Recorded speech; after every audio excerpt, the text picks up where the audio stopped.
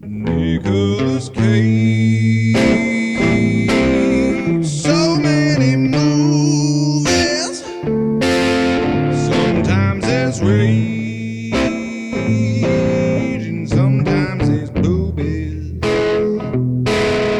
Adam Harvin and an unsuspecting guest.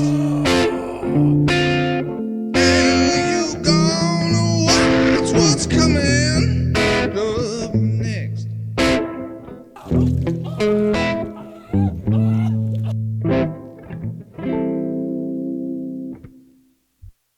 Bitches. Welcome to the Cage Against the Machine podcast. I am your host, Adam Harvin. Today's guest, comedian Brandon Devine. Hi. All right, today we're going to be watching the 2007 PG action adventure National Treasure Book of Secrets. The second one. It doesn't say anything about that in the title, but it is the sequel. All right, we are going to be watching this on Disney Plus. If you want to get it synced up, we'll give you a countdown. But before that, a word from our sponsors.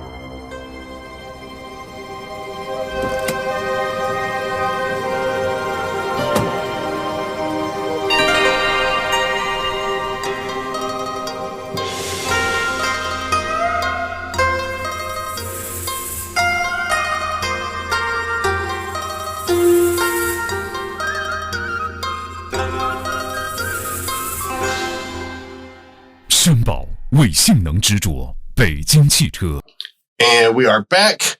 And 5, 4, 3, 2, 1.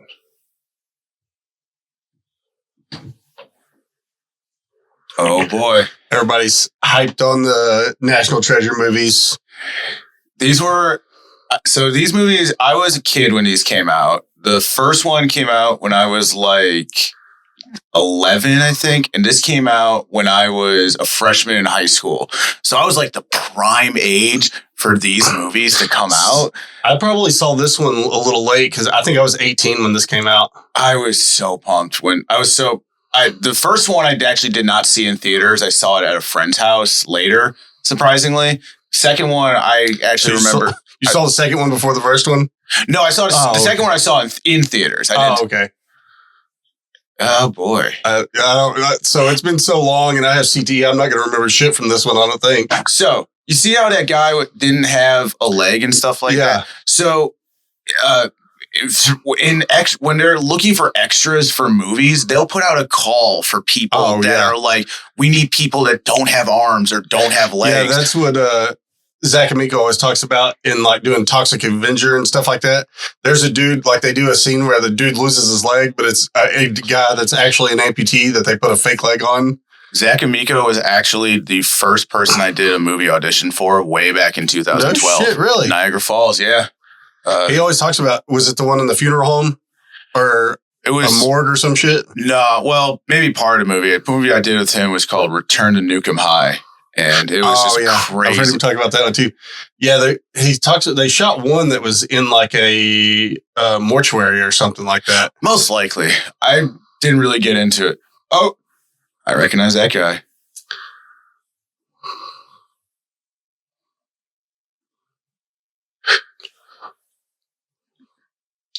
There are those actors, like I feel like that short guy is in like every movie in this time period. He's been in a great amount of movies. He was a dad in one of my favorite Disney movies, The 13th Year. Great movie. It seems like when there's a movie in this time period, that dude pops up. There was, we did The Rock, and every like stereotypical B-roll cop was in that movie. It's like every SVU detective was in that one. You're like, what the hell? They're all in here. I was watching a movie, what was that movie? Crimson Tide, the one with Gene Hackman, Denzel. And then this is before Sopranos, and Tony Sopranos is in there as like a supporting character. It's just like, fuck, why are we not listening to him? So he's in 8mm with Nick Cage. Oh, isn't that the Snuff movie? Yes. That's my favorite Nick Cage movie. Oh, I've heard of that one. Dude, it's the most original like plot of a movie that, I mean, you've never come across anything similar to that. Really? Yes. John Wilkes Booth capping it. It's like the tiniest gun. Yeah. The tiniest. Oh, John Wilkes Booth does parkour. Oh. Is that the guy from You? Is this part of the show? This part of the play? Yeah. Theater is getting awesome. He looks like the dude from You. Oh, yeah, he kind of does. John Wilkes Booth. He's been stalking. So that's the guy. That was the guy in the character in the first movie who like rode to the White House with the last guy from the Declaration of Independence, and then the guy died and told him like the secret lives with Charlotte. Oh, yeah. And now he's all grown up.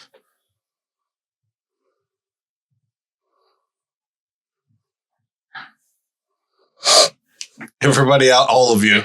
The president's been shot. We must clear the bar for some reason. A little redundant. Oh, no.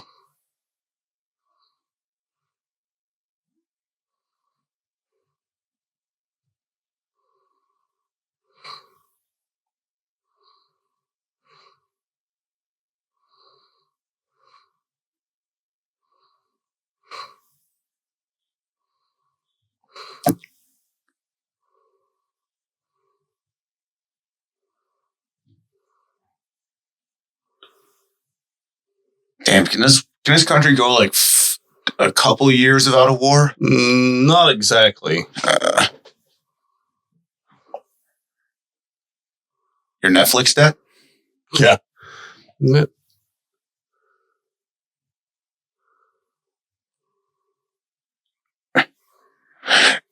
you imagine living in a time where we only had candlelight as light? Yeah. Like, that would suck.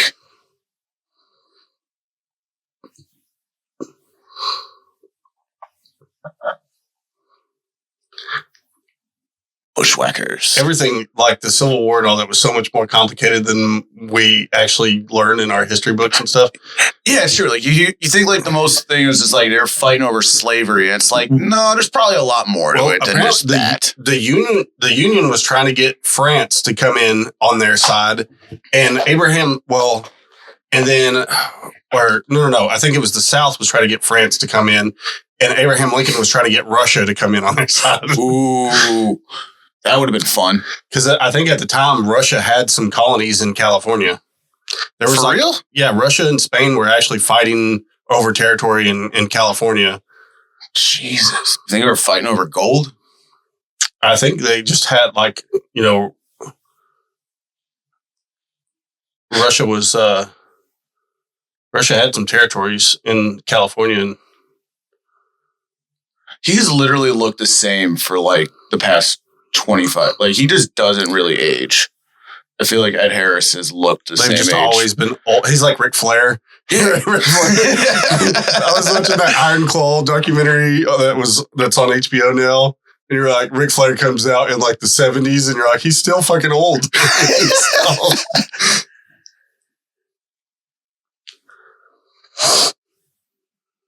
See, that piece of paper, like, wouldn't that paper like disintegrate? Dude, it's just being so old. It's probably actually like canvas, so it might not. Oh, the other guy, the black guy right there, that, if you're a fan of war movies, that is the captain, the boat captain from Apocalypse Now. You know what? I haven't ever actually watched Apocalypse Now, I don't think.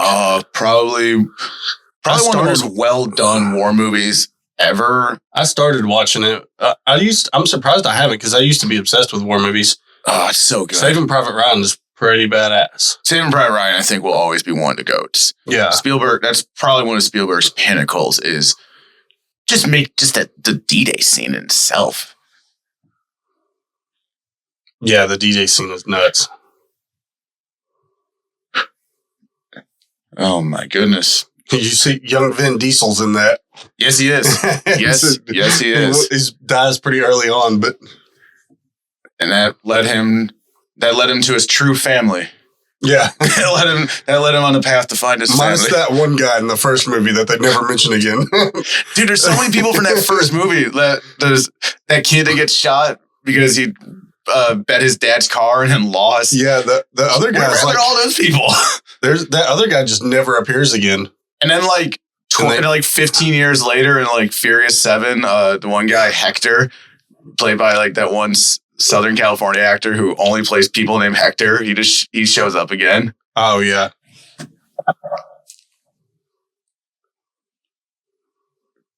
Can you imagine? So they live in DC. Can you imagine what that house must be worth like today? If that like real house, that house that they're in is probably like $4 million.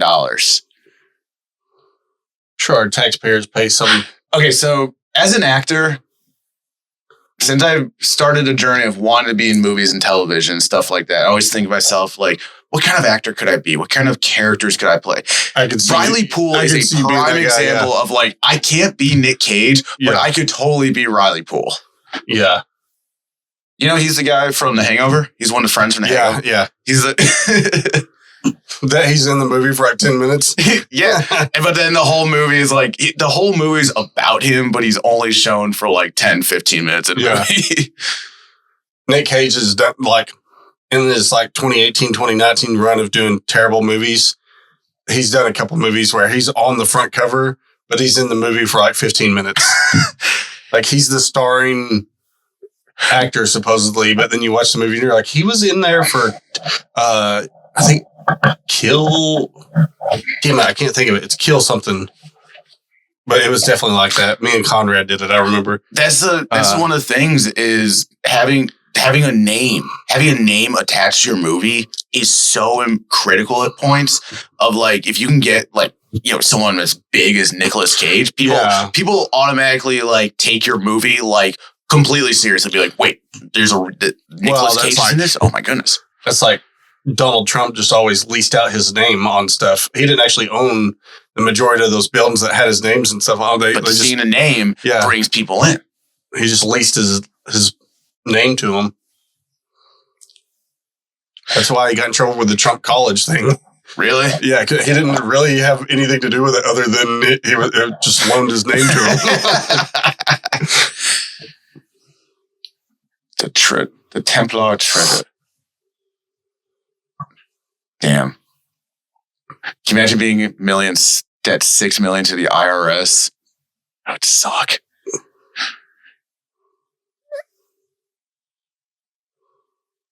Oh, nice. That's a pretty long day. So in the first movie, he was offered like 10% of the treasure, and he just said, turn it down. It's like, no, it's too much money. It's too much. Then he gets 1%, and him and Abigail end up buying this giant mansion. Dude, if he had 10% of that treasure, I'm pretty sure he could have bought like Delaware. Yeah. You could have bought like one of the smaller states.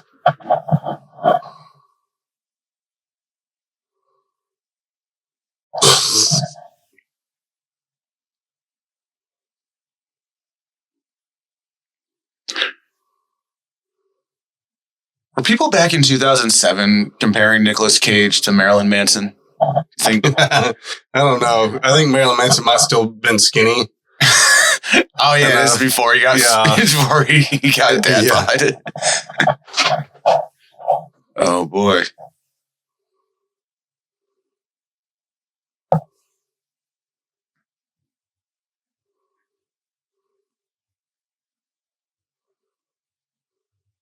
That's Abigail in the car.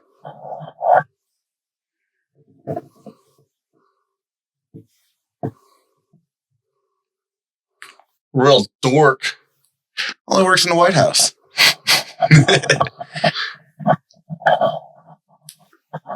like how they nobody's really brought up the whole two dudes doing it in the freaking White House or whatever in the Congress. That was nuts. They just filmed it. Have you seen that? No, I heard about it. It was there's video of it. It is just a dude getting banged from behind in the freaking in Congress. You're just like, what the hell? It's gotta be one of those things of just like you're doing it just so you can tell people like, dude, I banged out someone in Congress. I don't know how it got on the internet, but it did. Anything can get on anything, and everything will get on the internet at some point. Humans have no limitations to like, well, maybe we shouldn't put this out. It's just some staffers doing it in the friggin' House of Representatives. Oh, that's Ty Burrell. Oh my goodness.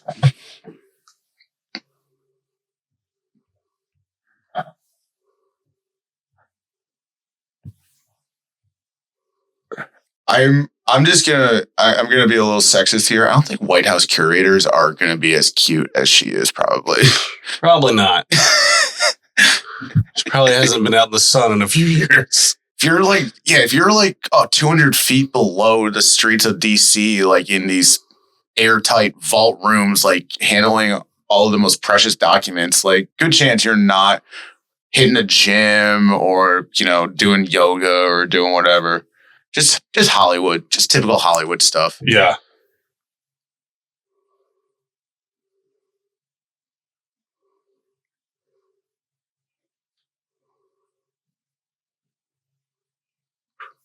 Plus, she's like 30 years old. How did she become head of that department? Like that's a pretty big leap for someone at that age. Yeah, if we were playing the drinking game, we would have to be doing I think there's a little bit of age gap here. There's for sure like at least like probably a 10 to 15 year age gap, which is typical for most Hollywood movies. Your wife has. I think a rule for so many Hollywood movies is like the husband has to be like at least 45, and the wife has to be like 2 years out of college. Oh, his real life age gap has got to be at least 20 years, I think. That's crazy.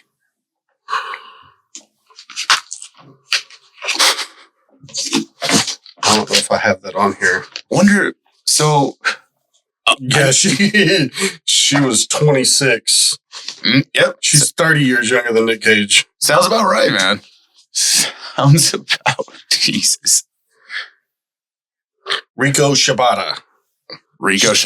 She's Japanese. And his wife before that was Korean, I believe. Oh, okay. He's had 3 Asian wives, actually. Damn. One of them is in next. The movie? Yeah. Wow. Well, how many people like who knows where they meet and stuff like that. But if you end up, being in a relationship with like a Hollywood A-lister, the thought's going to occur to you like, maybe this guy could put me in a movie. Yeah. One of them was a waitress at a Korean barbecue place, and she ended up, Alice Kim is his, technically second wife, I think. What? Oh no, third wife. And then, yeah. My goodness. He met her at a Korean barbecue place, but she's in the movie next as like a magician's assistant. My goodness. And here I am, almost 32 years old, and still yet to have an official girlfriend. Sorry, Steve Harvey. I don't think the advice worked out as well as we hoped it would.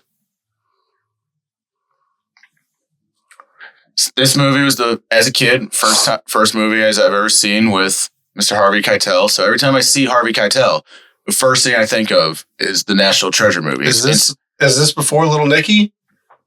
I never saw Little Nicky. Really? Never saw Little Nicky. He's the devil in Little Nicky. Oh, really? Oh, he'd make a great devil for sure.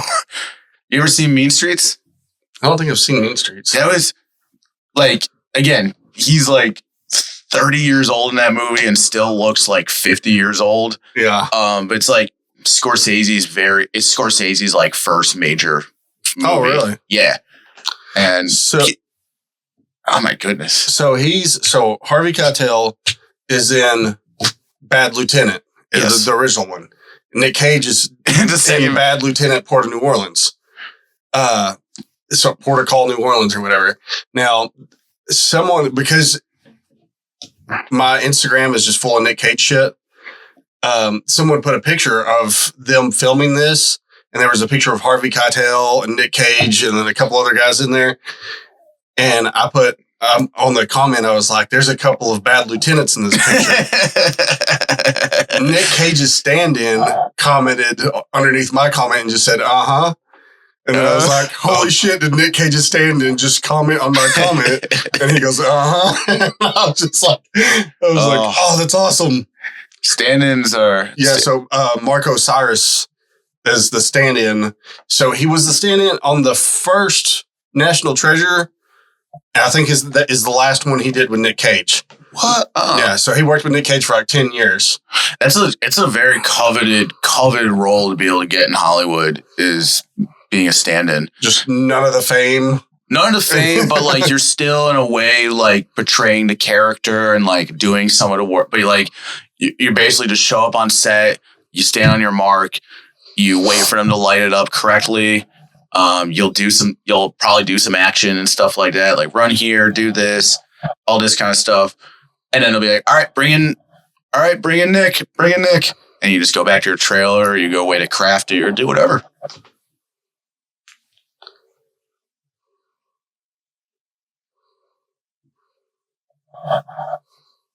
I'm Batman.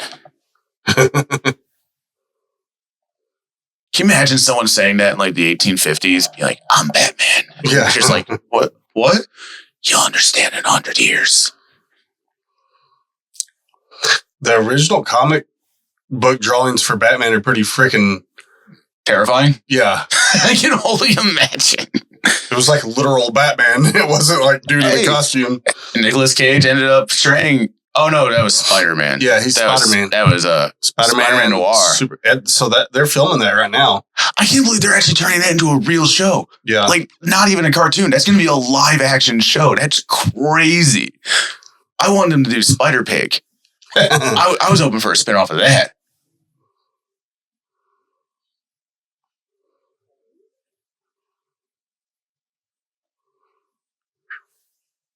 This has got to be what it looks like for Hollywood producers meeting young starlets. Just take them out to a nice dinner, wine and dine them.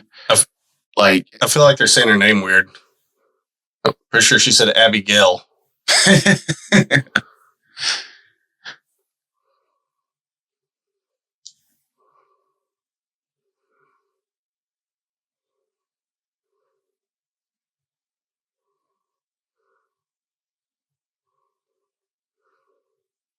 Oh my goodness.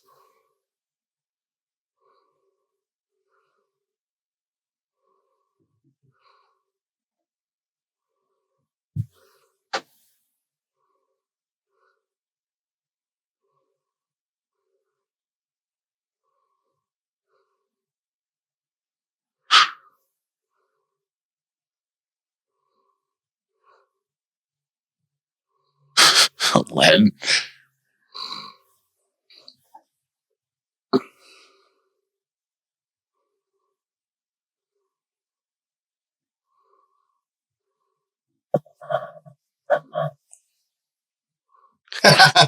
It's good. It's on the positive side. That's just good advice. If the woman does take your call in some way, it is a positive. She could just ignore it.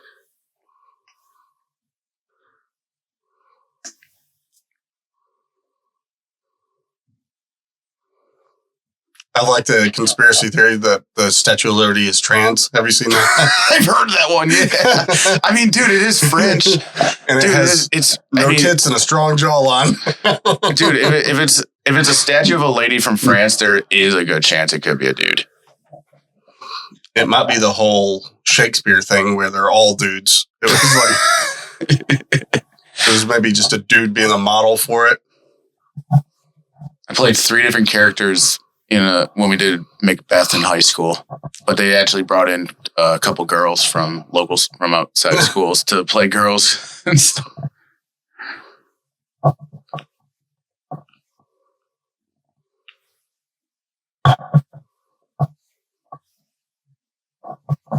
Commercial.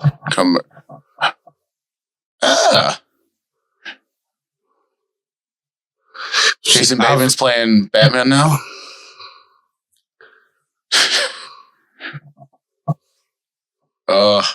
I've got a prank that I've been wanting to do.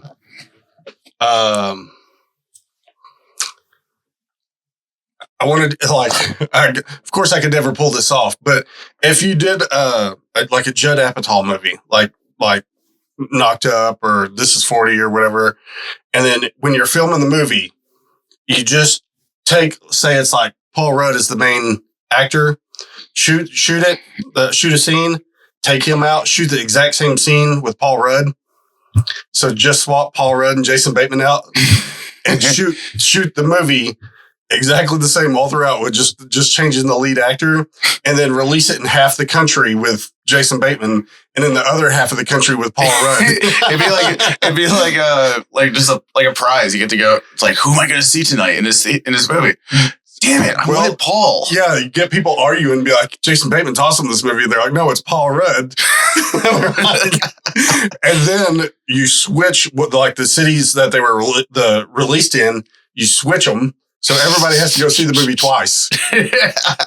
That would be actually pretty funny. Yeah. They do look a lot. They do look very similar. They're kind of the same role. Like they do the same type of movies, kind of like they're interchangeable somewhat. I mean, Paul Rudd has had such a range from like just being in like iconic comedy movies, and then just out of nowhere, it's like, hey, by the way, he's gonna be a Marvel superhero. And it's like, okay, but they're also the low energy, funny, like a little bit. Oh boy! I like how this is before drones and it's an actual helicopter. Yeah, it's true. No, it's true. Like it's I thought, an RC helicopter. Like this is like I remember seeing this, and I remember at the time I knew someone that had one of these, and we tried flying it. It was at boarding school. We tried flying it, and those things are just so fucking hard to fly. My uncle's big into RC cars and stuff like that, and he had an RC plane. And it was like, he came to where I work one time and was like, check this out. And he got out this friggin', it's probably like a $3,000 or $4,000 helicopter. And he was like, I can do flips with it now. No. And he goes out in the parking lot and goes, woo, and just smashes the ground of the parking lot. And you're like, that looked expensive. Yeah, it's an expensive hobby. Look how clear that image is for 2007, 2006. Like, there's no way that would be that clear. Why is this dude's helmet too small for his head? It really is. This dude's got like a child's helmet on. Like, that's all we got. That's like Joey Diaz when he was talking about when they were filming basketball. He's one of the refs on roller skates, and he's like, I was stealing the roller skates every day and selling them at the pawn shop. Where he's like, I would just go home with the roller skates and then take them to the pawn shop and get some money for drugs. And he's like, by the time we got to my scene where I was supposed to roller skate, I had to fake roller skate because they were out of them.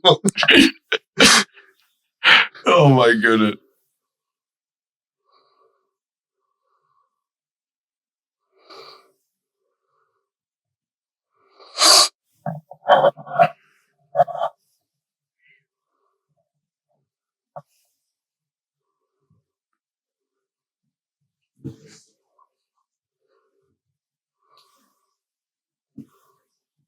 He just has the money to be like, how fast can we get to London? Like, I don't know. I can work for like 3 months to save up the money for the ticket and can get over there.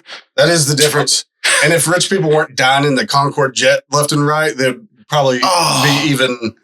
Why did they take? It crashed one time. I think there was more than that. Was it more than one? Was it more than that one? That, and then I think there's breaking the sound barrier is kind of a problem. But yeah, you could go from like New York to Paris in like an hour or two. And that wasn't just for like the wealthy elite. Like, I mean, you had to be somewhat wealthy to buy it, but you could just be a common person and buy a ticket on that thing. Yeah. I've done that flight over to England. It fucking sucks. They say that helicopter Uber thing that they have in New York or whatever is not that expensive. To like, you can take a helicopter to the airport or something. Yeah, I think after a helicopter crash in the Hudson a few weeks ago, I think people might be rethinking that. I haven't heard anything else of what happened. I'll check out all those Razor phones. Those were the cool shit back in 2007.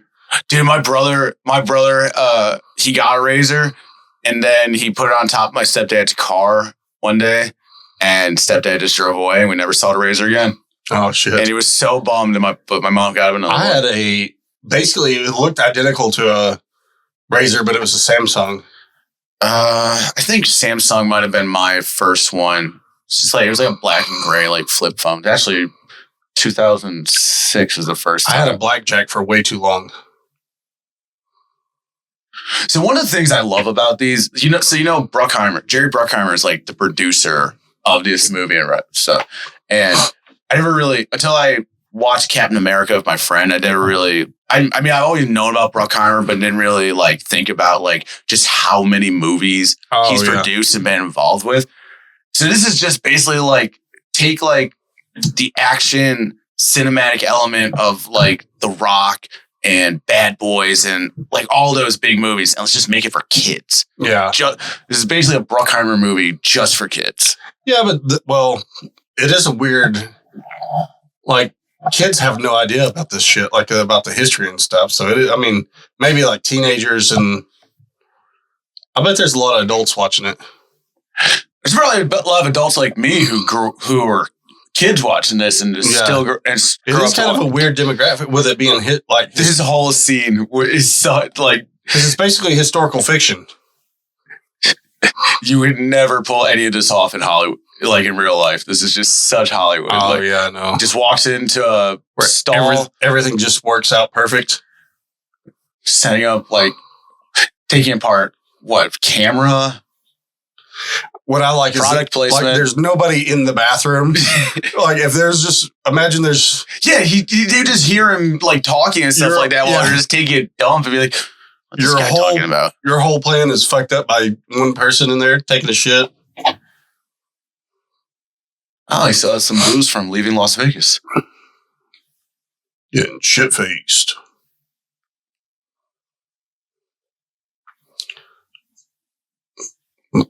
Alcoholic riders are a big staple of Nick Cage's. Oh my God. She just happens to show up at the right time.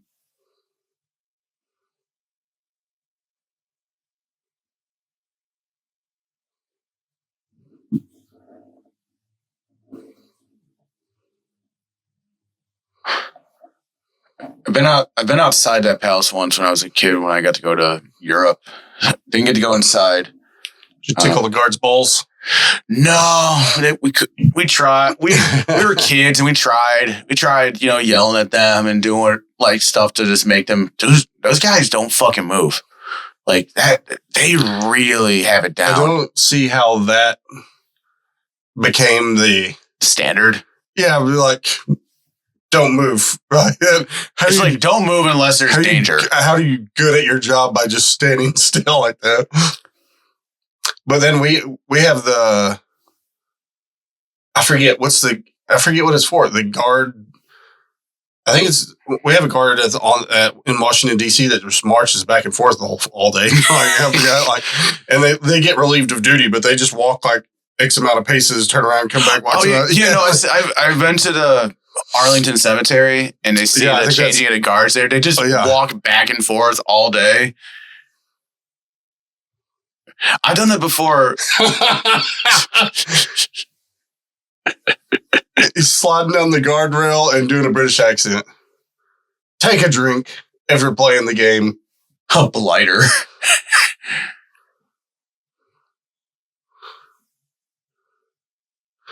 Holy shit. Honesta. They would just be escorted out of the palace. Like they wouldn't be escorted down to like some security thing. They would just be it's a tourist site. They'd just be now if they were caught, like 5 minutes when they're like snooping around like their office, then they would be taken down there. But like I feel like if you're just a regular tourist, you would just put them in like a random cage. Cage in a cage. Let's put him in here with evidence locker.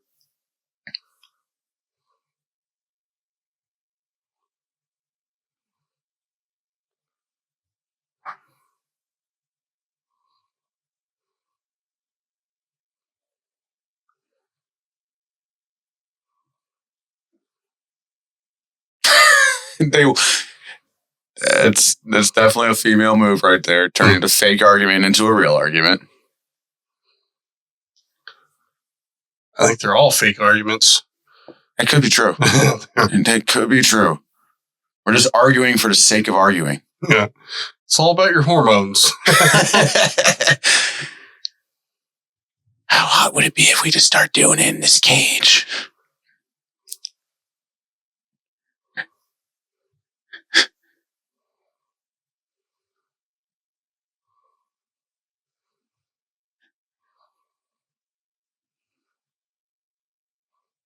I just want to be included. That's what my wife said when I showed up with a hooker. You could have, look, I'm not mad, but you could have, I just wanted you to ask me about it.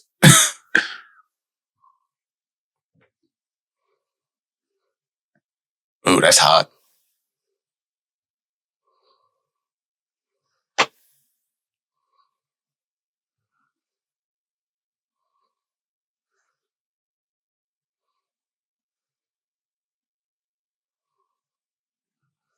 That's actually a real fact. They don't have the flag flying. Just proves like, yep, if you want to assassinate the queen, you gotta go elsewhere. No, now she's dead. Well, how hard is it to take out Charles? Well, the 15-year-old chick that was trying to do it died, didn't she? Really? Was it Charles or the other one? The one that had a picture on Epstein's Island with him? Andrew. Was that Prince Andrew? Yeah, it was Andrew.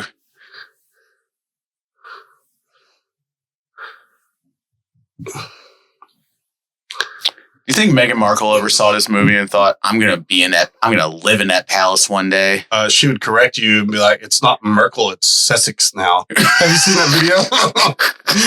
The chick from Mindy, the TV show Mindy. Mindy Kaling? Yeah. Oh, that's right. She was on that cooking She's like interviewing her on that cooking show or whatever, and she calls her Meghan Markle, and she goes, it's Sussex now. I was just like, what the fuck? It's like, no one cares. Your last name is Sussex? No one cares, dude. She was like, bitch, I am a queen princess now. You shut the fuck up. I remember that the one in who's the one that got married in like 2012 ish? Harry or was it? I guess it is Harry. Yeah. You never hear from that wife. Like they had like, that giant wedding that was like a worldwide event. And then they're just like, all right, now we're just royal. They're not as attractive as the other one.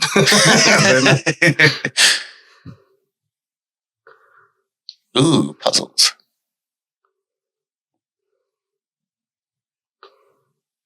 It'd be funny if fucking Benjamin Franklin drew a dick on the bottom side of the deck. You're just like, what?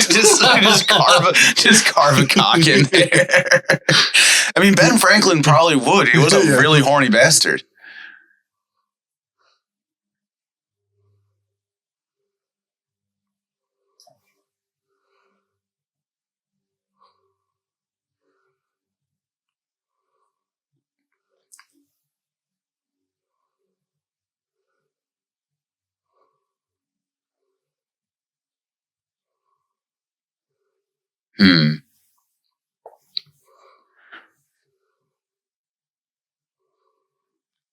That was the year Deadwood was set.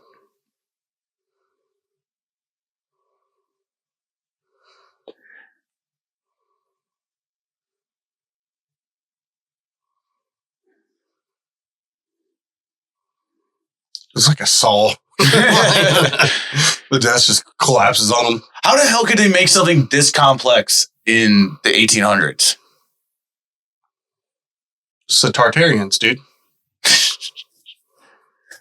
Don't you know the World Fair? Have you seen all that World Fair shit? No, I have not. There's this conspiracy theory about all the lost technology from the World Fairs of like 1912 and shit like that. Oh, like I'm from Buffalo. We had presidential assassination at a World's Fair. Nice. And now I actually saw a map recently of like the 1903 World's Fair in Buffalo and like, you know, had the layout of it. Yeah. And just now it's just all like either like $1 million houses or like a street with like a Denny's and a McDonald's on it. I tried doing a joke about, you know, the Pope just died. I was like, you know, there's been like 8 popes assassinated.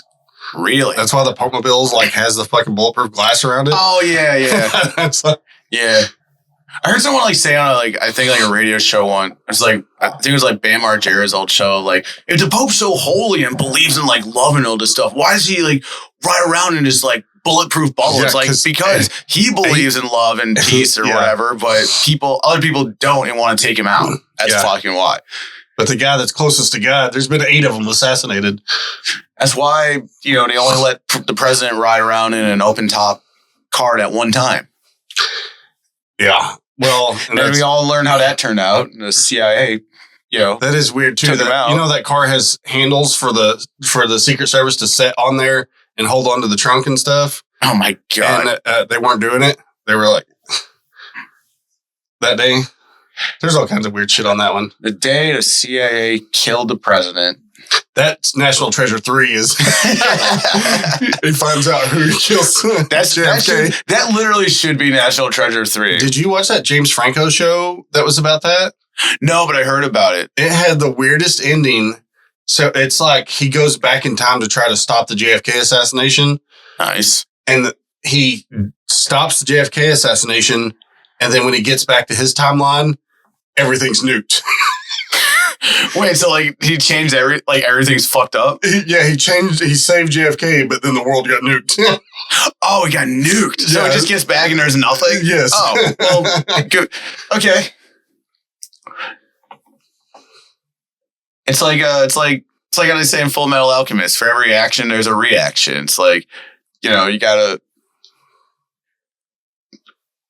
Do you want to sacrifice one president who may have been having sex with Marilyn Monroe?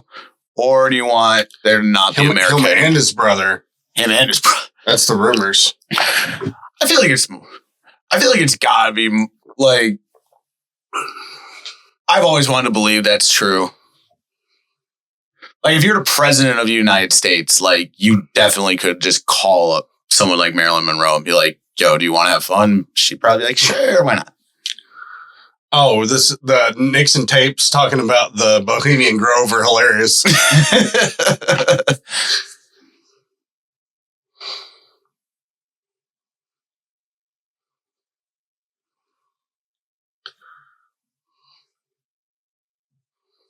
Boy. He didn't even need to hit him. You could just like shoved him out of the way. He just hit him for no reason.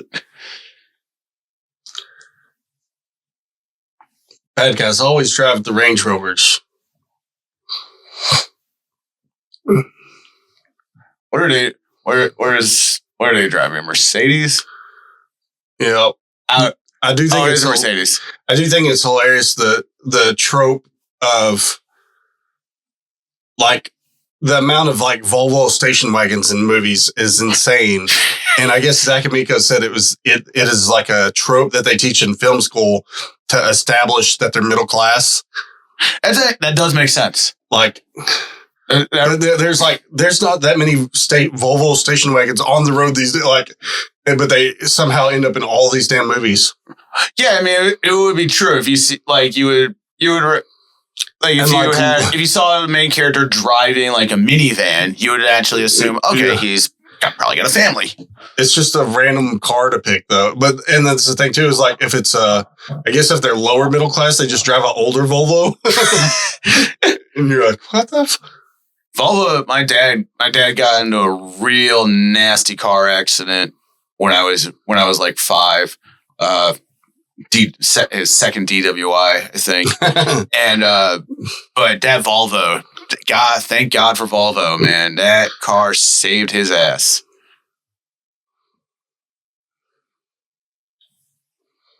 Yeah, they haven't mentioned that, like these Teslas and stuff, they're so heavy and low to the ground, like they will blow through a barrier, like on a bridge or a concrete wall or anything, like it's not even there. They'll be able to blow through one of the Cybertrucks themselves. Yeah. There's just like little battering rams. Dinosaur. Oh, nope, that thing. Being driven. Are we due for another Jurassic Park here pretty soon? Yeah, there's one coming out this year starring Scarlett Johansson. Ooh. She is the next Chris Pratt. Oh. I don't know. I didn't saw. It's not going to have Chris Pratt in it? I like Jurassic World. Jurassic World is a really good movie. I think one of the best Jurassic Parks. Then I saw the one after that. I'm just like, it's okay. Ever since the T-Rex gets loose in the second one, I've kind of wanted a. Is it the second one or the first one at the end? I'm trying to think. But I've always wanted one where like dinosaurs are just running around the fucking city. You know what I mean? Like, we need a little bit better like, it's happened a couple times in the movies, but not like full force just running around eating homeless people. Like, I would love a scene where it's like, kids are playing like Little League soccer or football or whatever, and a pterodactyl just comes down and just snags one of them. Yeah. We need an R-rated, like, just snatching people. I am excited about all the Alien and Predator shit that's been coming out. Alien Requiem was real. Was it Requiem or Romulus? Alien Romulus. That was really fucking good. Yeah. That was so entertaining and fun.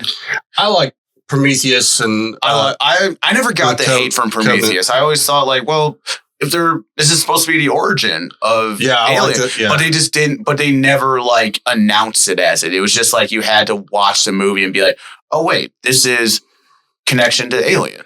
That's what I'm most excited for in, like, with AI coming up. If you could plug in the whole Ridley Scott universe and plug in all those movies and have AI correct the continuity between the movies, because they're, different producers and random and shit like that. You could have AI correct the continuity and fill in and make it all match. I think we should just get rid of badass. I think we should just get rid permanently of Alien 3 and Requiem. Or three went off the rails. Yeah. What was the fourth one? Resurrection or whatever? 3's the one with the clone, the Sigourney Weaver clone. No, that's the fourth one. The third one's where they crash land on like some prison colony. Oh, okay. You had to literally take like a picture of like, use a street camera. Just pull out your iPhone. Just take a picture of it. Saves to the cloud. Yeah.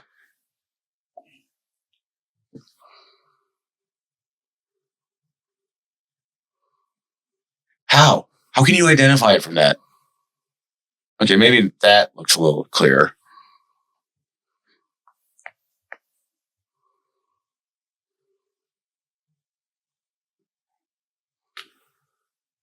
Oh, I'm going to South America now? Yeah, this is my people. Those are your descendants? Yeah, I'm Spanish. Nice. I do love... So you were the folks that showed up at the end of Apocalypto when they were just fighting on the beach. And they just look up and be like, who the fuck are these guys? That is...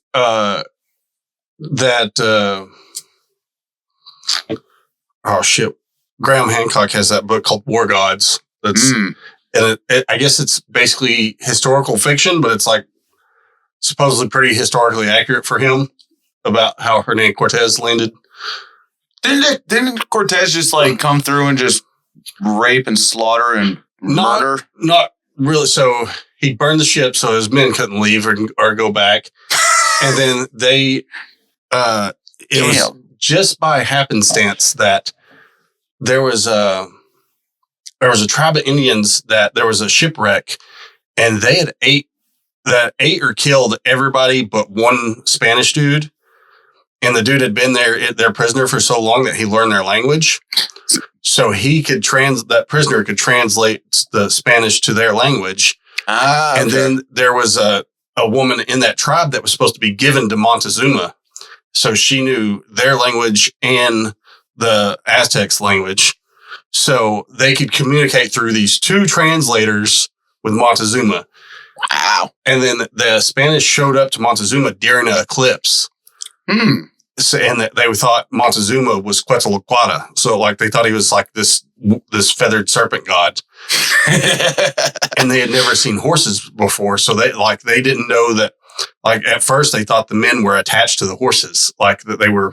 That'd be crazy. Centaurs. Like growing into adulthood, never seeing something like a horse and just all of a sudden like a bunch of guys on horses just show up one day. That'd be crazy. But they tried they're aliens. They tried to give them gold to go away at first. They were like, here's some gold, go away. They were like, yeah, you're this, you're Quetzalcoatl, you're the god, here's the gold, we're paying this to you. And then once they got the gold, they're like, no, we need more. And they basically invited them into the inner part of the city, and then they just kind of took Montezuma captive.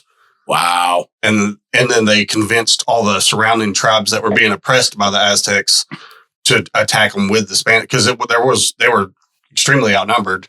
So without the other tribes attacking them, they couldn't have done anything. I remember watching that movie in high school, the one Ridley Scott, 1492. I don't remember much about it. Is that the book one? It's a Ridley Scott movie. It's starring Gerard Depardieu, or however you pronounce it. I don't know if I've seen that one. Sigourney Weaver's actually in that one. But I know it's about like, Columbus and all those people landing and like what happens and stuff like that. So this is my first introduction to Helen Mirren, the great Helen Mirren. So she's in that Mobland, and she's a freaking psycho in that. Oh, I haven't started watching it, but I liked her in 1923. She was pretty good in that. Well, I haven't watched that. I don't think I watched 1923 yet. I watched It was good up until the end, and then I hated the ending. I'm just like, I watched the Tim McGraw one. Oh, 1883 is so good. It's so like that. Tim McGraw's a good actor. I love Western movies. Friday Night Lights was like his first big role, and he killed it. He's really he just has that natural feel to him of being that tough Western kind of authoritative kind of guy. I was just trying to get credit.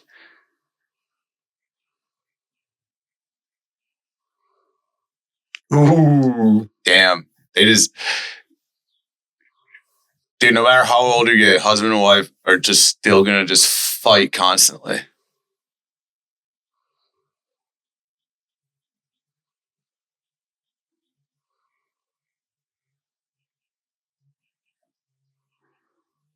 Damn, dude.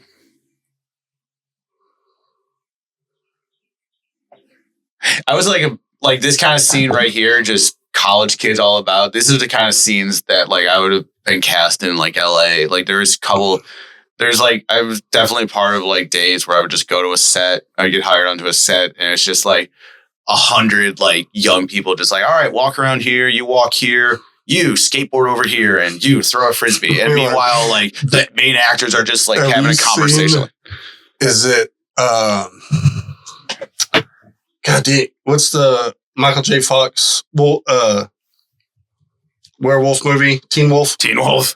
So in Teen Wolf, there's a scene where I'm not sure it's Teen Wolf 1 or 2, but they show the stands at I think it's at the basketball game, and one of the extras pulls a stick out. and it made it into the movie. I was on a set. I got to work when I was in LA, I got to work on the Goldbergs 3 or 4 times. They always needed, young people to be background and stuff like that. Yeah. And one day we were in the school gym or whatever, and just the bleachers were all full, and isn't Brian Callen the coach? The coach, yeah. And so they had the main high school kids, they're all sitting together in the bleachers and stuff like that. And just in the middle of a take, and all of a sudden, one of the actors themselves, you hear him yell, "Hey, cut, stop." And that's very unusual when an actor says that. Yeah. And guy just pointed down 2 rows, that guy right there is taking pictures. And it was just some guy taking selfies and stuff like that. That happened in Never Back Down or whatever. Somebody up in the top part in the night where they're doing a fight scene in the nightclub. He's filming down at it, at where they're filming, and it got they posted it online as like U.S. Marine knocks out something, or like it was a real fight. And they were like, everybody was like, this is a scene from Never Back Down. It's just a different angle from a cell phone. Oh my God. Like once you actually see, if you've seen the movie, you're like, yeah, that's clearly that dude, that famous actor. But yeah, one of the extras filmed it and put it online with some bullshit subtitle or title on it. Maybe, you know the movie Friday? The first one? Yeah. There was the scene where, Smokey was chilling in a car with those two Mexican dudes and they get him to smoke PCP. I was watching the behind the scenes, like the making of the movie, and apparently like some guy, like some real guy who just lives on the street, his house is like 1 or 2 houses down from like right that spot where they were filming. And he was just outside on his yard and the crew was trying to get him to like go away because it's like, you're in the shot. You can't be in the shot. And the guy's like, it's my yard, it's my property. I ain't going nowhere. I ain't doing shit. And so he's just in the shot in the background. You just see him like sitting on the curb. It's just That's like, funny. They just couldn't get him to go away. They shot a episode of Extreme Home Makeover, like a block from my mom's house. Oh, nice. The Colleen Nick one.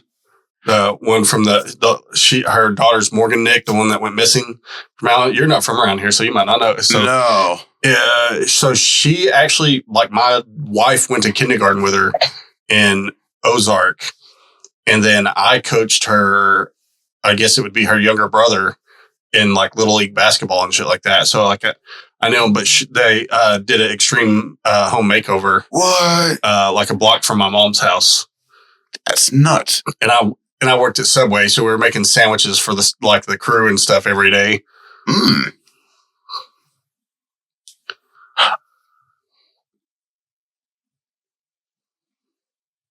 Can you imagine being a kid and you're like, this is like an intense scene. Like, this is an intense energy. Have you ever read Common Sense? No. I don't really have much of it, so I probably wouldn't do good reading it. Dude, it's a pretty fucking awesome book. I guess yeah. But, yeah, it says one of the quotes in there is like, Mother Nature has a way of giving jackasses to lions. It's like, that's pretty fucking accurate, dude. Like, when you read some books that are like hundreds of years old and they're just hitting shit on like nail on the head, you're like, oh, shit there were still these problems like 500 years ago. I have not been able to get through that book. That one's just freaking dense. I've been reading Anthony Bourdain's book, Kitchen Confidential. Really? That's just a fun book. Yeah, Wealth of Nations is pretty fucking dense. I can't get through that shit. I've started reading it, but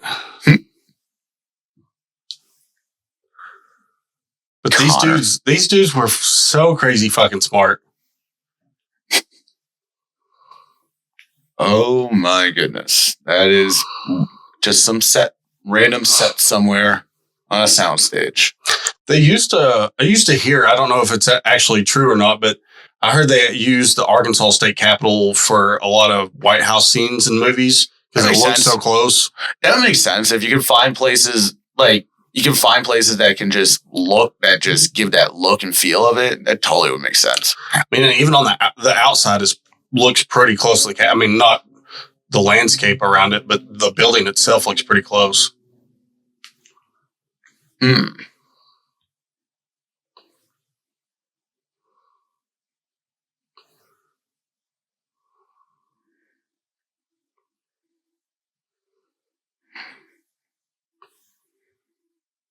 Oh.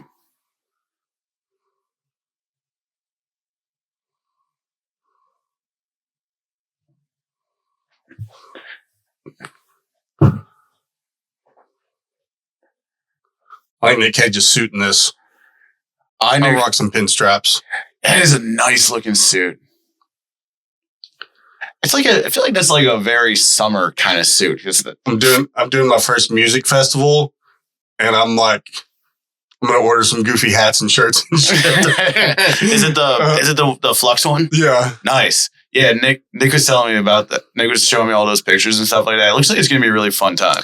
I've never been. I've never been to a festival. Me neither. So I have a little bit of the autism thing where I hate crowds, and just the sound of one just sounds terrible to me. But I was like, I've never done one. I've got to go do it once just to experience it. I kind of same thing with the comedy festival. Like I went and did one comedy festival, and I was like, okay, I can say I did one. Yeah, I'm waiting to hear back from the replies from the few comedy festivals I applied for. I applied to Skankfest, Big Diamond. Did they have you could apply for Skankfest this year? Yeah, it's closed now. I didn't. Well, so I've applied twice. But I don't think I've applied for the last 2 years though. I applied this year. Just curious. Because one of the questions on there was how many years have you been a professional comedian? And I was like, I don't think I qualify as professional yet. And I asked John Carden about that because he was at that comedy festival and he opens for Big J. And he was like, dude, just fucking lie. He's like, I don't know what to tell you other than just lie. No, it's true. Dude, that's half of Hollywood too.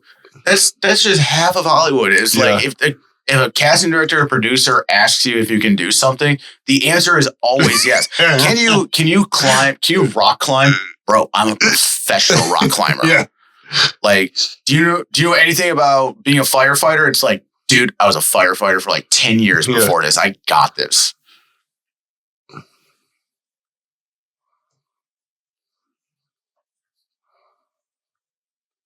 It's the Mexican seal.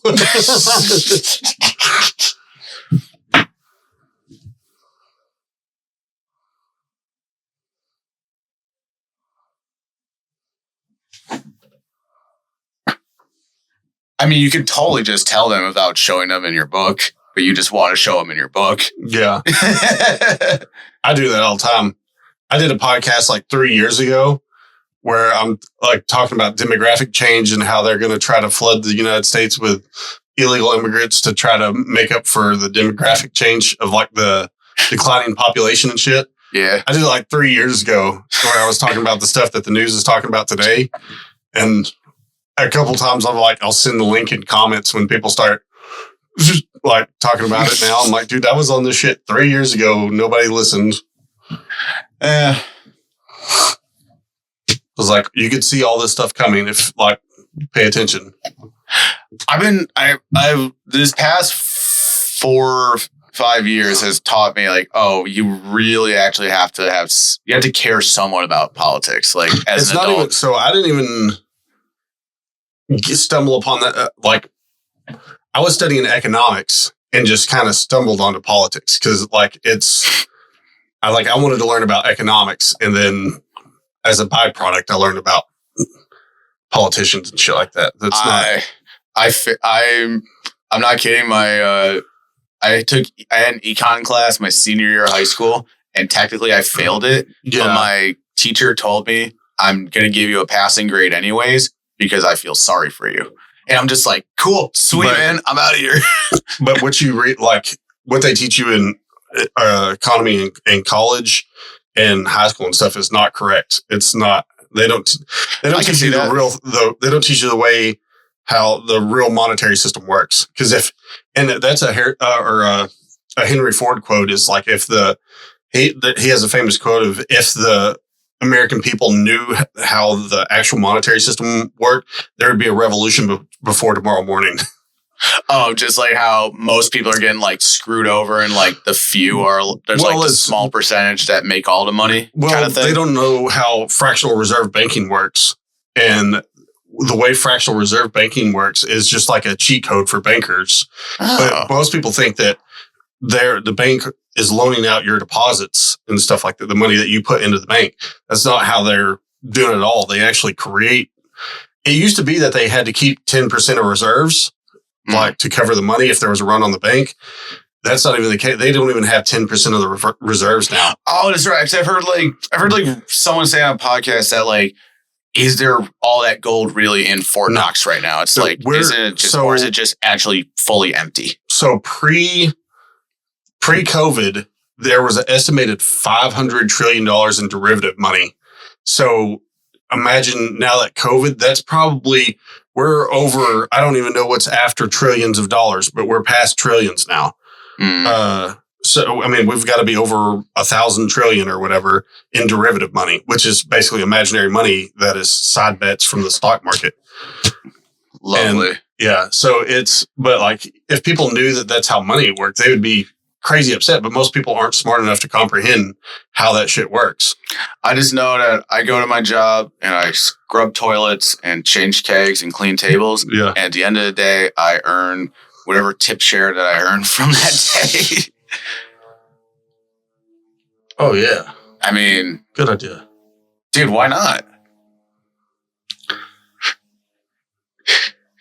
I expect you to be like, all right, I'm in. I'm going to help you, son. I'm here to help you. I mean, the first movie, he stole the Declaration of Independence. Second movie, he kidnaps the president. The third movie, he goes to Canada and takes out the prime minister. Is there a third? There's not a third one, is there? I'm just like, if there was, you would have to step it up from there. Trudeau is Fidel Castro's son. You can't tell me any otherwise. Dude looks just like you. He really does. My friend showed me those photos. I'm just like, oh my God. There's a whole bunch of them. Like Chester Bennington. And then Hillary Clinton, Chelsea Clinton. And then Bill Clinton has a dude that lives in Little Rock that is a half black Bill Clinton. Like, no shit. Oh, Bill is definitely dipping his pen. He's like, yeah, my mom was a prostitute in the 80s when Clinton was governor. And then there's like state troopers that are like, yeah, I took Bill Clinton to see black prostitutes all the time. Nice. And holy shit. It's that wife beater, Randy Travis. Oh, is he a wife beater? Look how skinny he is. Who is he going to be? Oh, he's skinny as shit. Well, I think he died recently, didn't he? Or is he really close? I've been there. Been to Mount Vernon. So, I think when he was getting dementia, he might have beat his wife up. I think he was on his decline when it happened. I'm not going to kill her. I'm just going to fuck her up a little bit. Every 911 cracks me up. I'm going to kill you, Brenda. Damn. Oh, he's this character from Anaconda. It's funny if they just switch. We sit there stone facing them. That is a scary dude. In the Anaconda, like the character he plays in Anaconda is just scary. John Voight? Yeah. I've seen clips of it. Is that the one with Ice Cube? Ice Cube's the cameraman. J-Lo. Okay, I saw Ice Cube like go off the dock because I saw it on like HBO. Like, so it's like one of the few movies where the black dude lives. Nice. The black camera guy lives. That and Ice Cube just told him like, "You're not killing me." I think LL Cool J lives in the shark movie. Is it Deep Water? I think it might be Deep Water or something like that. LL Cool J's like a cook and he lives. Cuba Gooding Jr. lived in Pearl Harbor. Yeah.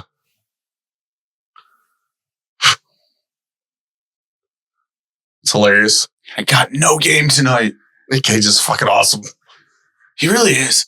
So, I heard it was on it was a few years ago. Al Franken was on, I think, Two Bears, One Cave or Your Mom's House. And he was talking about old days at SNL and he was talking about, they were talking about the worst host, and they were talking about it being Steven Seagal. Steven Seagal and Nick Cage toss up. Well, Nick Cage was like a few weeks after that, and I think it was like there was like some girl who was like the musical guest or something, and Nick Cage during his opening monologue was kind of just being like a little creepy, being like, talking about how hot she was and like how hot her tits were and stuff like that. I don't remember. So we did it on the podcast. I think it was Levi Light and Leighton Flat. We did it, watched the SNL appearance, but I think it cut out the musical guest part when I watched. I don't think it had it included in because we watched it on Peacock, I think. I can't remember exactly who the woman he was referring to was, but like he was kind of like during the opening monologue, just kind of like being a little over the top. And then afterwards, when he got backstage, he was kind of being corrected a little bit by Lauren and Al Franken. Yeah. And just being like, maybe you shouldn't have said that. Maybe like, what if that was like your cousin? What if that was like Sophia Coppola? What if that, how would you feel? And be like, oh, Nick was like, oh man, oh crap, fuck. I'm so sorry. You guys must think I'm the worst host ever. And then Al Franken just leans in and is like, it is. No, that's Steven Seagal. It is a little bit weird how he does a tiny Elvis bit. And it's before he's married to Lisa Marie Presley. So, I forgot they were married. Yeah. So he's dressed up as her dad, like years before they get married. Hey, Craig, you know what? I appreciate you. I know I'm the president, but why don't you just hang back here? So this movie has an IMDb rating of 6.5 out of 10, which is pretty high for the podcast and for a Nick Cage movie. And then we have a Rotten Tomatoes of 35%. Not doing good with the...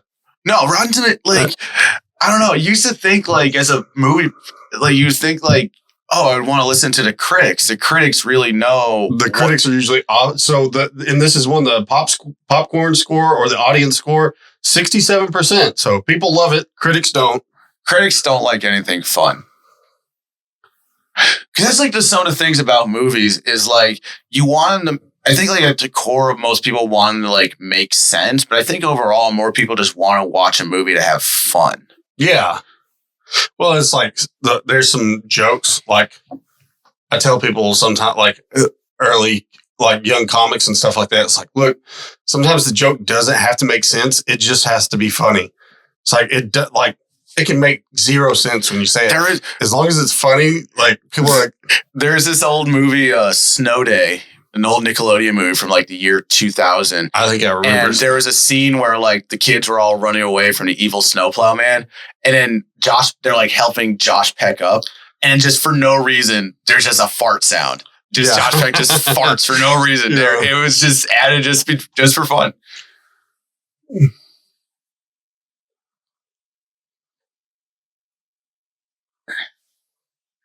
Where the fuck are the aliens?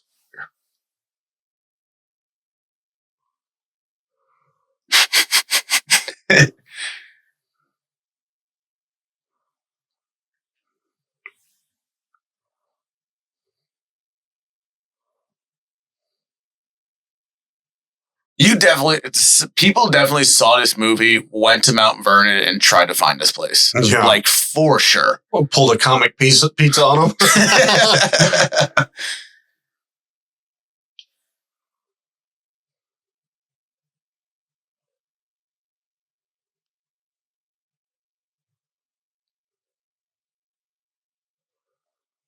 I don't think it's technically yours. Technically, it's the government's desk. I don't think it's actually yours. Hillary tried to steal a lot of stuff from the office.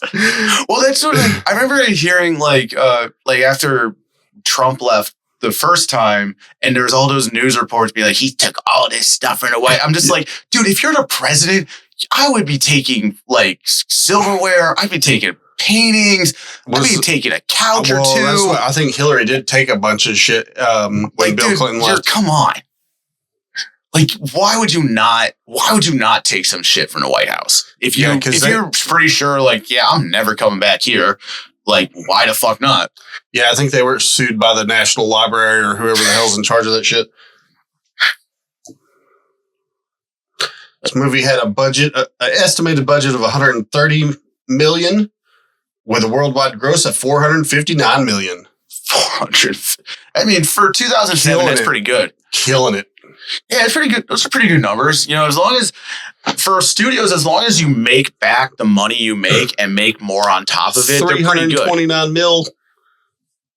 And it's not like it's going down or anything. It's like a constant. Lincoln's his favorite president. I love it when movies are a flop and then they're blow up on DVDs and stuff. Mm-hmm. People don't want to go see it in a movie, but then it just becomes a cult classic later. I'm pretty sure that was the way of the first Blade Runner. People didn't really want to see it in theaters, but now it's regarded as one of the best science fiction movies ever. I think Dogma might be coming back out next month. I've never seen Dogma. Dude, I know really? about it. So but I've never seen it. You cannot. It's on 0 streaming services. You can't rent it or buy it on anything right now, unless you can find an old digital copy. That's the only way you can get Dogma. Nick Cage has a movie. Wild at Heart is the same way. You cannot find Wild at Heart. The David Lynch movie? Yeah, it's not on any streaming services. You can't rent it. Yeah, it's just unless you have a physical copy. That's great. That's what really scares me. Like I've spent so much money. Like I bought like a bunch of movies on like my Amazon library and stuff like that. And then just knowing that like this could all just go away. I've thought about buying a hard drive just to download all the ones that I've bought on like Vudu and stuff. Cause I have a shit ton of them on Vudu, but, they also have retroactively changed a lot of shit in movies too. Where like they'll edit out a scene, and I think they do it for Netflix too. This scene is not appropriate for today's audience. Yeah. It was okay for audiences in 1960, but we cannot show a black guy being a servant in a house wearing white gloves. It's not appropriate for this time. And I've been working on a joke about that too, but about how PG-13. But I think Universal Studios now automatically, if it shows smoking at all, it goes straight to R. It's crazy. It's insane. You're smoking a cigarette. Because that was a big deal with... They'll literally put like a warning label of people are smoking in this movie. It's like, cool. My kid's vaping in the bathroom right now. There was a big thing about Stranger Things showing smoking, I think, on Netflix. If you don't show it, then it's not the 80s. Guess what? Every teenager they were getting hot boxed by their parents. Guess what? Every teenager, Marlboro 100s. Dude, in the 80s, there was probably a designated spot at most of your high schools of this is a smoking area. I remember people being able to smoke in restaurants. I have brief memories. Yeah, I would go eat with my grandpa, and we'd sit in the smoking section, and it'd just be ripping butts. Yeah, early 2000s. There's this restaurant in my hometown. Right in my village we went to all the time, and the back room was the smoking section until 2001 or something like that. Yeah, they finally phased that out. But for every time we went there, we never sat in there except with my dad. Yeah. But for there with my mom, she would be like, nope, not sitting in there. We just have to. And my dad. But every time I went with my dad, we would just sit in there, and I don't even think I noticed it. It really faded. I mean, it's crazy to think that who's offended by that? Who's offended by who's watching a movie, sees a character smoking a cigarette and thinks I need to write to or post online about this. This is outrageous. This is too cool. This is clearly too cool for school. I want to go smoke because it looks cool. I mean, I'll be honest. That's the whole reason I started smoking as a teenager, is because the cool kids were doing it. And it's I want to be part of the cool kids. Yeah. Joel McHale's blown up. He's a comedian. Was it Talk Soup or Onion or he was on something like that. Oh. But he's in a shit ton of movies and apparently commercials now. Commercials are the way to... There was a guy, he was a comedian. His name was Ron G. Yeah. And I worked on a Nickelodeon show as an extra a few times that he was a star of. And that's how I first discovered him. It's just working that show. And then I saw him on Instagram. And then it was during COVID. Yeah. He was in a Christmas commercial that was just shown nonstop during the Christmas season. And he probably made bank off of that commercial. Commercials you ever hear such good Tom money. Segura talk about doing the Subway commercials with Jared? Yeah. I don't think they ever aired, did they? That would be something you would want to save on your hard drive to show your kids one day and be like, look who I got to work with years ago. I think he said they shot a bunch of them and then they never went to air because of the whole scandal. That is the funniest documentary. The Jared documentary? Where the lady is running her own FBI investigation and ma'am, what you're doing is fucking illegal. She's using her kids as bait against Jared and then recording it all. That is fucked up, dude. You're using your kids as bait. Fucked up. I get the sentiment behind it of if anything, we should just get Bryce for Bono and we just shave him and use him as bait. Yeah. And it would be a lot easier. But dude, she's like using her kids as bait and record it all. But she goes on with it way too long. And they're like, and when she shows the FBI the tapes or whatever, they're like, what you're doing is illegal. Like, they're probably like, man, I get what you're doing, but stop. It's like, you're going to be in there with him. And she's like the president of some, I think she was running some nonprofit organization for kids. Oh.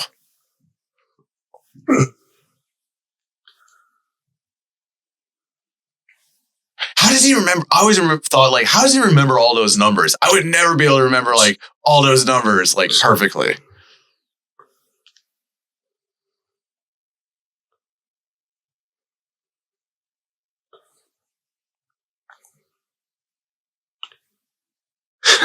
Nah, he's a good president. He's not going to do that to you. Do you remember the first Nick Cage movie you've ever seen?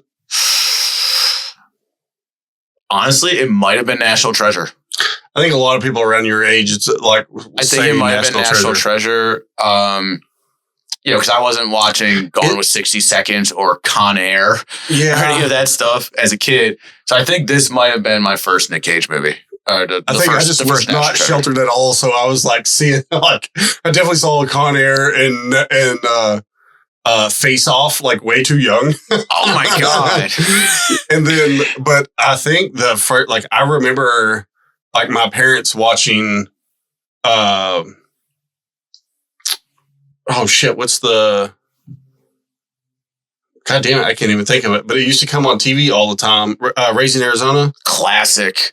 Yeah. So Raising Arizona used to be on TV when I, like, all the time when I was a kid. So I never actually caught the whole thing, but I remember watching, like, seeing Nick Cage and he was like, in that. He was literally like 23 in that movie.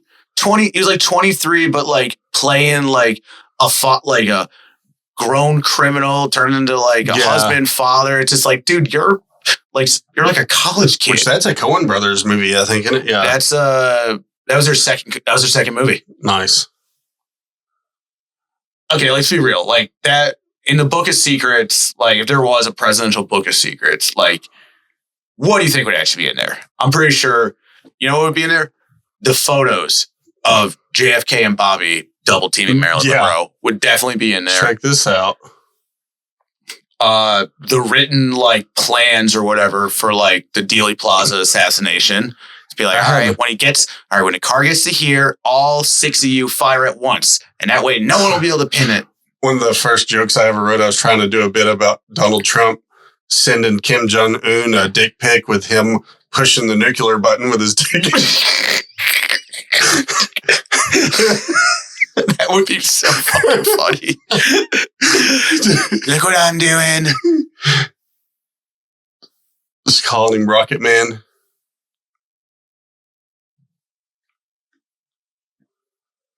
Oh, Calvin.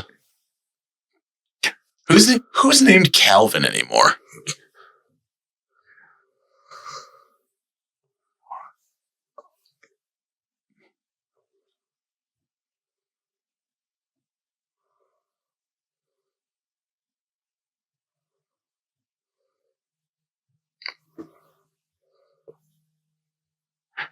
That'd be so hilarious if, like, that rumor, you ever hear that rumor of, like, Trump wants to add his face to Mount Rushmore?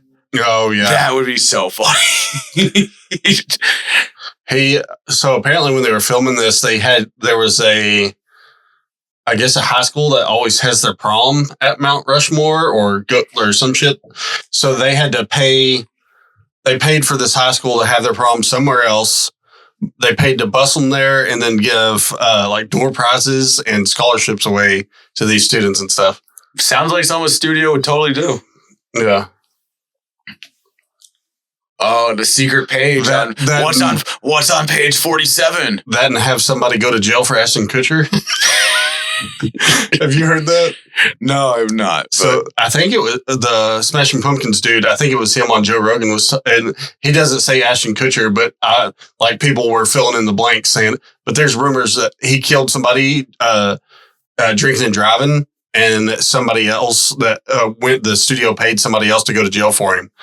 And, I like, can totally to take the blame for it. dude.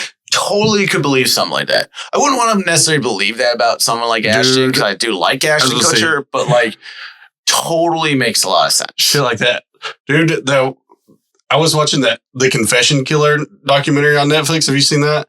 There's this dude that he only killed like 1 or 2 people. Only 1 or 2. Yeah. And they were like relatives of his or something. Oh. But he confessed to like 50 murders because every time they were like questioning him about one, they would get him a shake and a hamburger from like the. So like he was like, yeah. And then some like there was a Arkansas state trooper whose son murdered somebody, and they like went to Texas. I think it was in Texas. Went to Texas to get this dude to confess to it, knowing that it was like they knew that the state trooper's son had murdered somebody, and they were like, "Dude, you need to confess to this one." He was like, "Sure, yeah, I did that one too." That's literally I saw that scene in The Wire. That one character, Weebay, went to jail, and he literally like copped to like he copped to like 6, 7 different murders, just to protect like the higher ups in his organization. And during that scene, he's like, "Tell you what, you get me another sandwich, maybe some more potato salad. We can talk a little bit more. Maybe there's some more things I did." And they just get him like more food. It's just like, dude. I mean, if you're there for life. I mean, yeah, when you're truly like have no way out and like you're going there for life, it's like, why not? I have seen one of those. He's like, "I've got 170 years. How the fuck am I going to do?" I've seen one where the dude's like, "I got 170 years. How the fuck am I going to do 170 years? Go, run. Come on, Nick. You can do it." Oh, there was no way that was him diving into the back of that. There's a pretty obvious one in the first one where I think he's riding on the side of a truck. And it's just not, it's just not him. You can just tell it's not him. It's probably our boy Marco. Oh. You got this. You can totally do it, man. I do love it when we watched one of the shittier movie. I think it might have been Joe. And he's driving down the road and one of his son's band's songs is on the truck radio. You're like, that's awesome. You know, that's a real homeless dude in that movie. Really? And he died, I think, 2 weeks before the movie came out. Like, what a shame. He just like got a homeless dude off the streets of Austin and filmed a movie. Dude, you could totally do that. You can totally be a producer on a set and totally do something like that. Like, now convincing a homeless person to like, you know, follow directions and do this stuff, that might be a little bit more difficult, but you just wave some money at them. I think he's playing a drunk, so I mean, it's not like, dude, if you show up, we'll give you alcohol. Well, there's that one famous guy, like radio guy or whatever, that's been in like tons of movies and been in like a bunch of Adam Sandler movies, and he was just like a hobo, like just some homeless person on the streets of New York. The Daniel Mustard Seed dude, the singer. Maybe. I don't know. I know he's been in like a bunch of movies. I don't know. He hasn't been in movies and stuff. Nick Cage's brother's a radio host. Really? A pretty big radio host. He shows up in some movies, he'll just be sitting at the bar. And like, that's part of the drinking game. Is like, I mean, that's definitely like, that people will definitely get their family and stuff like that to be a part of movies and stuff like that. Like people will be like, "Yo, you want to be in a movie? I can get you in." He's basically just be like a background person. There's one movie where it said he's the doctor, but we never seen a doctor in the whole movie, but he's in the credits. So they might have cut that scene or something. I don't know. Yeah, it sucks when they do that. Oh, they did that. They're still credited. They did that to Louis J. Gomez in one of the Louis C.K. movies. Really? The new one I think it's the new one with Joe List. Oh, they said Lewis is in it and they cut him out. Lewis is in it and they cut him out. And I don't think they told him until he went to watch it in the movie theaters. And you hear that story all the time too, of like a person will work on a movie and then they'll go see it and then they're not in it and then they're just like, "What the fuck?" Just tell everybody to watch it. Yeah, and and then like all your friends come up and be like, "Yo, what the fuck? You weren't in that movie, you liar." Like, "No, it totally was. I promise." Yeah, like, yeah, shut up. It was super good too. I was so good in that movie. I wonder if, and you probably can't get your hands on it to use it as like a a reel or anything, can you? Dude, if you're an here's a thing as an actor, never put anything you've just been an extra in on your official acting resume.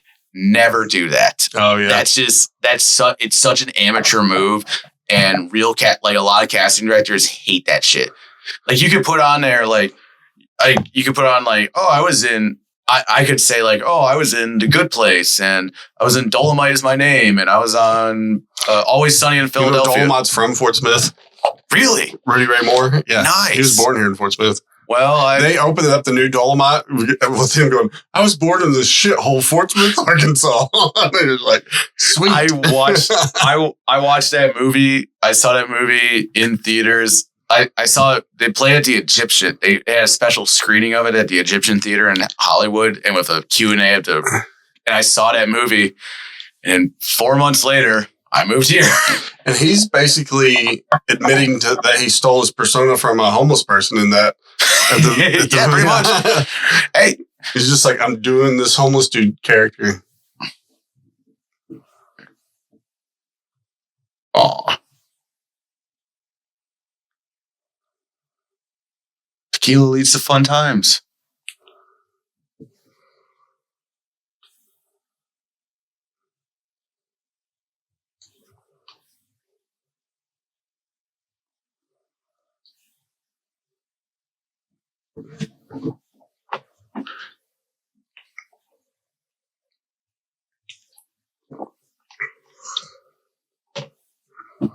There's an Albert Pike Road in every city, huh?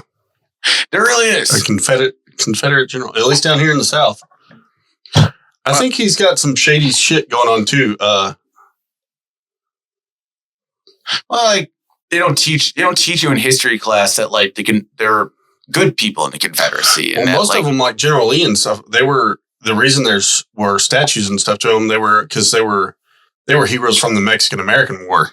Most of the generals that were fought for the Confederacy or whatever, they were all fighting in the Mexican American War.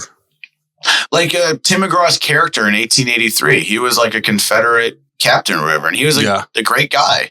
And like history, like especially grow up in New York, history teachers just teach you, the Confederacy were all bad. Did you watch Hell on Wheels? No. There's a good scene in there where there's a German dude that I think he's kind of like, I think he's like a priest as a con or whatever. But there's this one scene where they show him, like he finds like a saber-toothed tiger skull. Wow. And he's like, there's like, he basically says something about like the world's way more mysterious than what we think or whatever. It's just like, there was shit here before us. And you're like, damn, that would be weird for those guys to not like, they don't really know about dinosaurs and then finding shit like that. You're just like, holy fuck. That's a pretty good flex right there. Nick Cage has some Elton John sunglasses. Dude, those are some very interesting sunglasses. So in the new movie Gunslingers, that's not out yet, he has like crucifix glasses. How can you see out of it? He that? has like the bowler cap too, like a purple bowler cap. I can't wait to see that movie. It's full Nick Cage for sure. It's like ridiculous.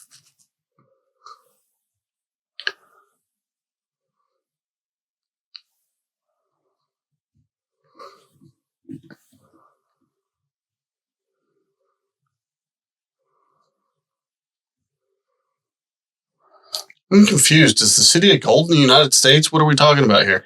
Yeah. Isn't that the lost city of Z that we're referring to? Or I can believe there's got to be more than one city of gold out there.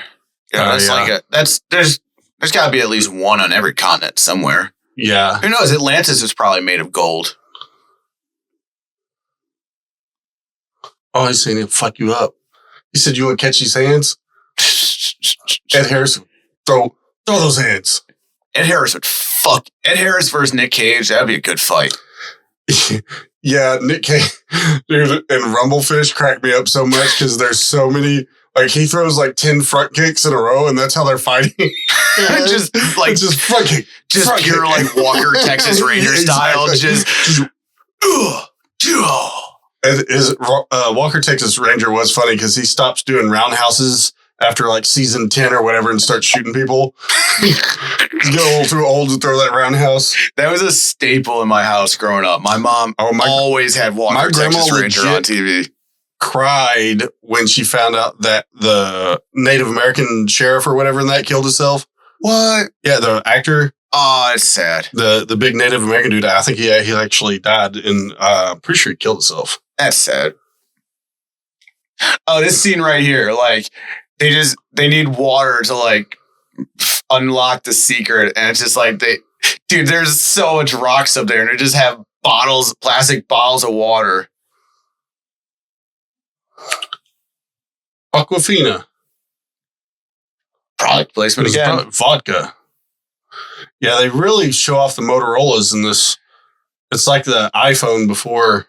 Apple definitely paid to have product placement in this movie for sure. Oh, there's some TV shows that I remember. The Glades was a big one where it's like a Dodge commercial. There's the whole TV show. Every time they roll up, it's like they get like a low camera angle of like the car pulling in. And then Yellowstone's kind of like that with the Dodges. Like Yellowstone does a lot of Jurassic World with the Mercedes. Yeah, and the Mercedes in Jurassic World was crazy. I'm pretty sure they made Rampage just as like a Bronco commercial. There was the same thing with the first Transformers Dodge. No, the yellow Camaro is in that. Camaro. But Rumblebee, that is you see the car in Transformers before the car is actually out on the market to buy. Oh, wait, I did hear about that. Yeah. So they've done that. So, and then there was a Tom Cruise movie where they did it with a Lexus. There's a Lexus hardtop convertible that is in the movie like a year. It's in the movie like a year before the car actually comes out. They did that with the Ford Bronco with The Rock in Rampage. That's crazy. So the Ford Bronco's in that like a year or two before it even comes out. Mm. And then they did with the Camaro. That's crazy that the Camaro is that old now. That you're like, but yeah, and Transformers is that old. Because the first Transformers, you see the Camaro before it's same time, like same year as this.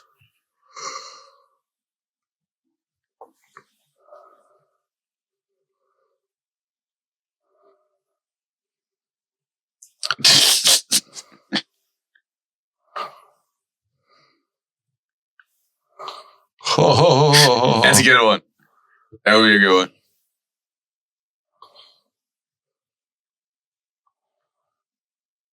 I do like.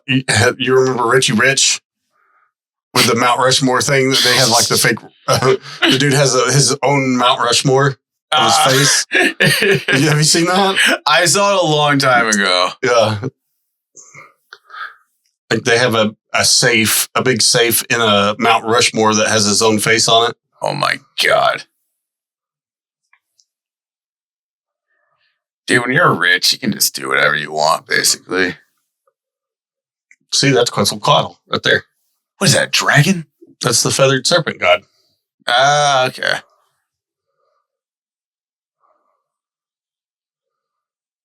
Again, people saw this movie and totally went to Mount Rushmore looking for this. I'm assuming someone out there, and rocks and shit. Someone out there probably got themselves hurt looking for this at Mount Rushmore.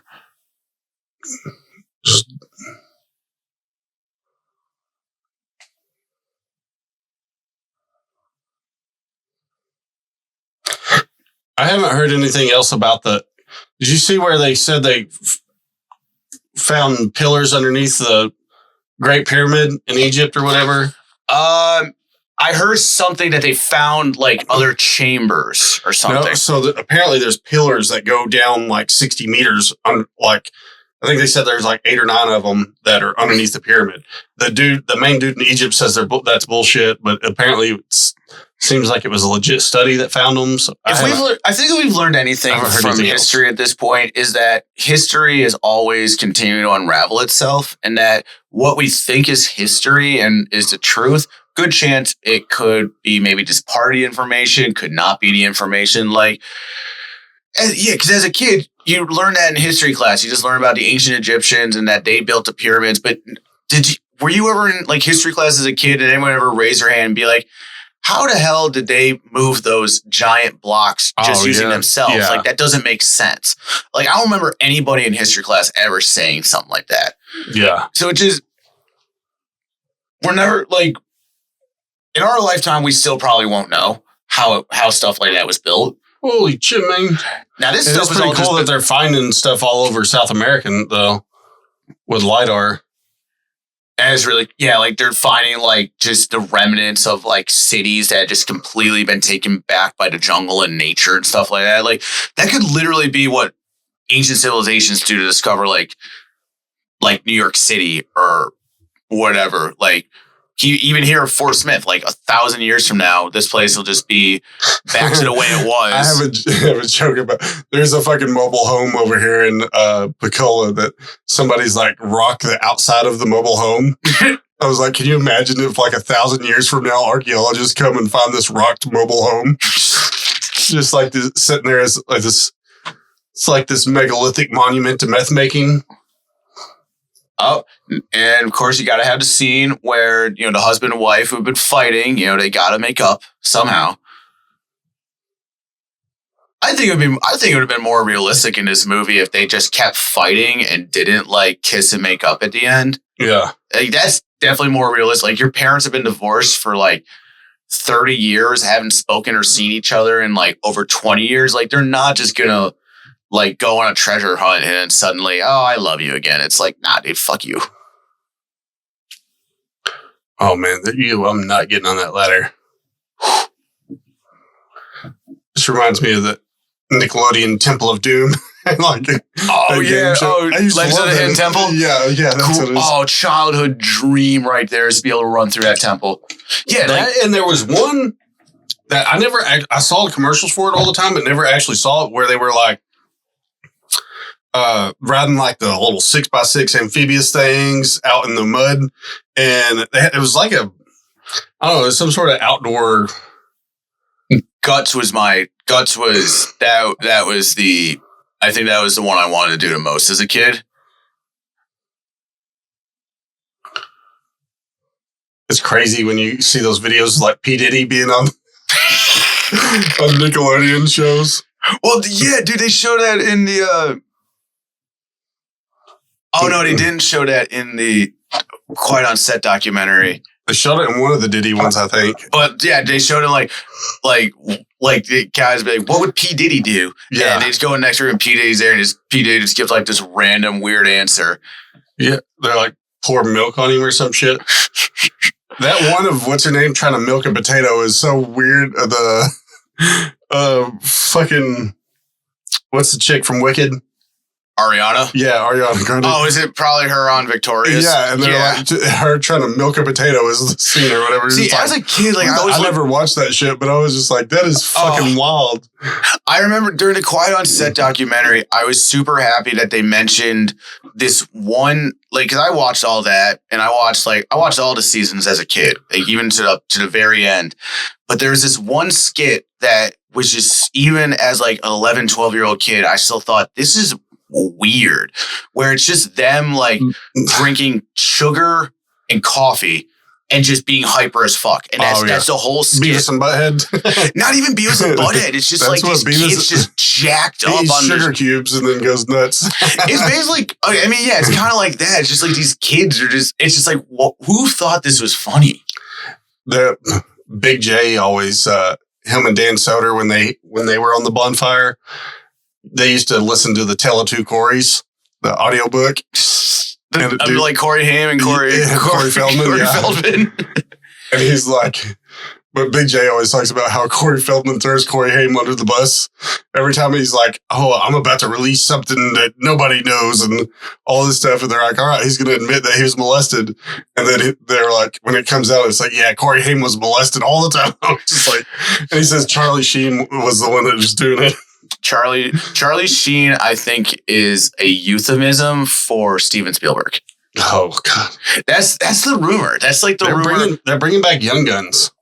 They're going to do another. I saw a thing with Lou Diamond Phillips talking about they're bringing back Young Guns to do a third one. They're all old as fuck. Well, they all died except for, I guess, Lou Diamond Phillips and Emilio Estevez don't die. Kind of. I don't know. It's weird because they kill him at the end of the first. He gets shot a lot to not die.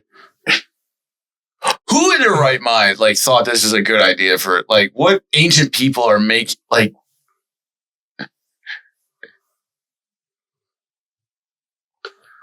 You got to be an archaeologist / American Ninja Warrior. Yeah, who's doing it? Like the only people back then who could possibly have done this would have been Native Americans. Like, they were the only ones skilled enough to have somewhat ninja skills back then. Like, Union and Confederate soldiers were not building this. They were 5'6", yeah.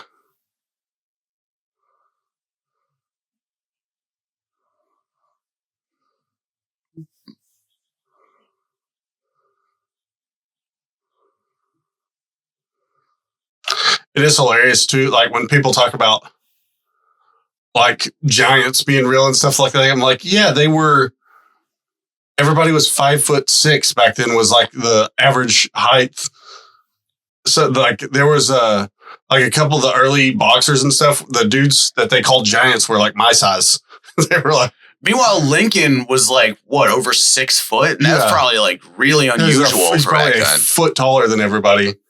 As he's definitely a leader if he gets to look down at everybody and be like, yeah, I'd listen to this guy. But yeah, if you see a 7-footer like Yao Ming back then, they would have been like, yeah, that's a giant.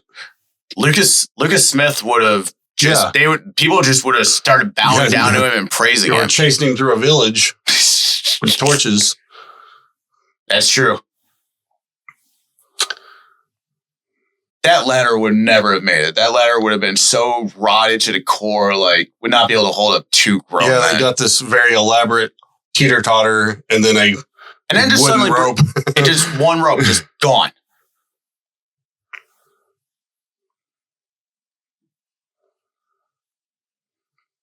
Dude, those ones give me anxiety. I cannot. I've watched some of those diver videos where they do cave diving. Hell no.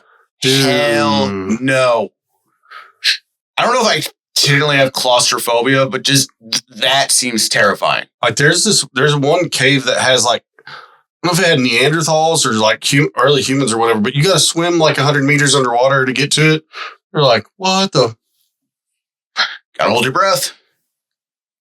Yeah, and there's some that are so tight where they have to swim with the tank in front of them. You have to take the tank off and hold it in front of you. Fucking horrifying. You're like, ugh. I've gone scuba diving once, and it was the coolest fucking thing ever.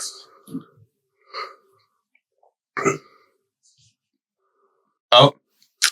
I do, I grew up around Lake Hamilton, and I think they, I don't remember if it's Lake Hamilton, or I'm pretty sure it's Lake Hamilton. They flooded a part of the town to build the lake or whatever. So there's apparently buildings and shit underneath the water and cars and stuff. Creepy. So apparently it's a pretty cool place to go scuba diving. That would be cool as fuck. I have jumped off a boat and went underwater and been like, oh shit, there's a whole car down here. You go around to all these there's so many cars just abandoned in lakes and stuff like that. Hot Springs was the Chicago, the gangster getaway. It had a underground gambling thing. Oh, so a lot of the Chicago gangsters had there's a Hamilton House restaurant in Hot Springs, and it was apparently Al Capone owned it at some point, I think. And supposedly there's a glass room in the restaurant where you can sit down and eat underwater. What? But there's supposedly a tunnel that goes underneath the lake out the other side. It was an escape for them.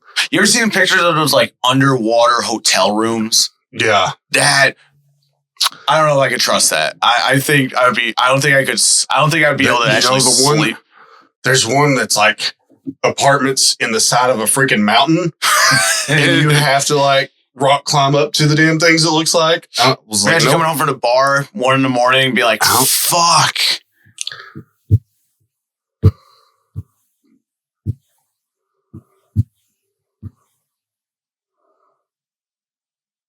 Oh yeah. Old people come on, just because he saved you, just because he got crack me up. We see in Sunny, you see a lady like her age getting plowed by James Franco, and it shows her tits and everything. You're just like, what the fuck? Helen Mirren's got great tits. But this is, dude, it's Nick Cage's directorial debut. Tits. Starring James Franco, and he's like, yeah, we're going to show this old lady's tits right now. But it is hilarious that there's like a 60-year-old lady that's like, yeah, I'll show my tits in this movie. I mean, why not? And she wasn't, it was a chubby old lady, just like any lady that you would see at the store. Oh, so they weren't like the top quality boobs, No. 6-year-old boobs you're looking for.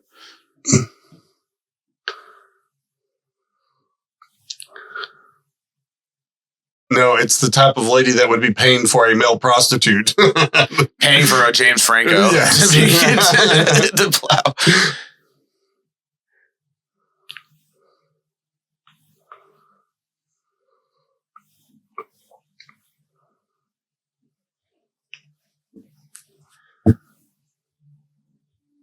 I wonder if Harrison Ford knew that this shit was in America and he didn't even have to go over to wherever he is. And yeah, it's true. Well, that's true. None of them ever took place in America. All the ancient cool secrets were elsewhere. Looking for Nazi gold everywhere. Couldn't you just gone to the Federal Reserve and probably found some Nazi gold? It is kind of funny that the Nazis were actually looking for shit like this. They really were. Dude, with all that meth they were doing, like, you're going to end up doing... Well, I mean, technically everything they did was fucking crazy. But, like, you're even going to come up with some weird shit like, we got to find a city of gold. We're going to have somebody make Indiana Jones Hitler spinoff. Use AI right now. Go. I mean, it'd be easy to do with the... I mean, that doesn't... Shalabuff one. Let's be honest. That doesn't look like a whole city. That looks more like a town. Yeah, it's a town of gold. Or like a village. It doesn't look like a city to me. They crammed enough people in there. Like, how are we going to get this temple out of here? It's made of gold. If you look I'm pretty sure if you look down in the corner, you can see a Starbucks coming soon sign somewhere in the city of gold. Yeah. It's a Dollar General. Dollar General would definitely go down there.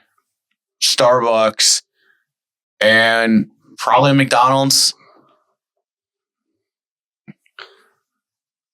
It's crazy that shit does happen like off the coast of Florida and shit where there's like treasure hunters between like Cuba and Florida and all that stuff that actually find Spanish coins and shit.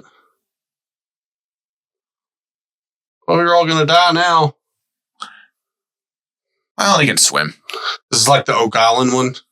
Have you seen that show? No. I think they say it's like Vikings or some shit that buried some gold in like this big shaft. And they've been trying to get to the bottom of it for years, but like 7 people died trying to get down to the treasure. Fuck. But it was like booby trapped. This whole thing should be technically this whole thing is kind of booby trapped. Like,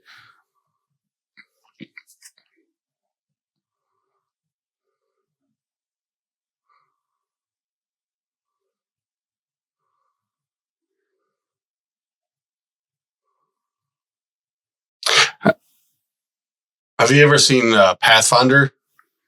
No. I went to a camp as a child called Camp Pathfinder, though. So I think it's about the Germans coming to North America before Columbus. Okay. It's up like towards Canada. And like they come and like raid the Native Americans. And then I think one of them gets left behind. One of the kids gets the Vikings kid gets left behind.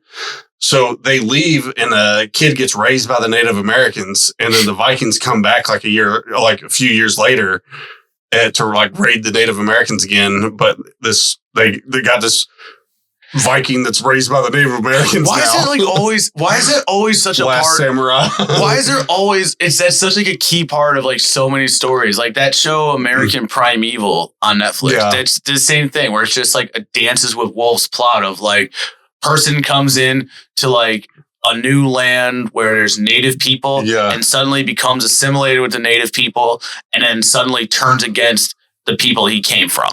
Well, there are stories of that, like where there was one where that lady was held captive by the Native Americans. And then when she came back to like civilization, she was like depressed and wanted to go back.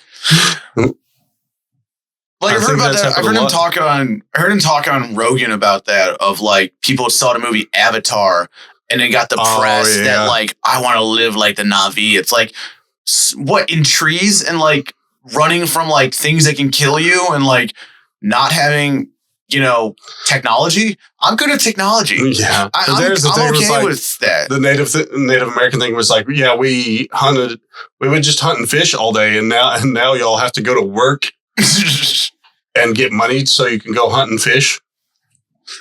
Can you imagine how screwed society would be if like suddenly we all had to go back to that? If like just apocalypse happens and like a week from now, we just have to learn how to like forage for food, like find, kill. Oh, people would be getting eaten before too long. Oh, we'd be fucked. This one movie I started watching and haven't finished is The Road. The Road. That movie is so depressing. Yeah, I know. I got like halfway through and I was like, I don't know. That is one of the most depressing movies I've ever seen.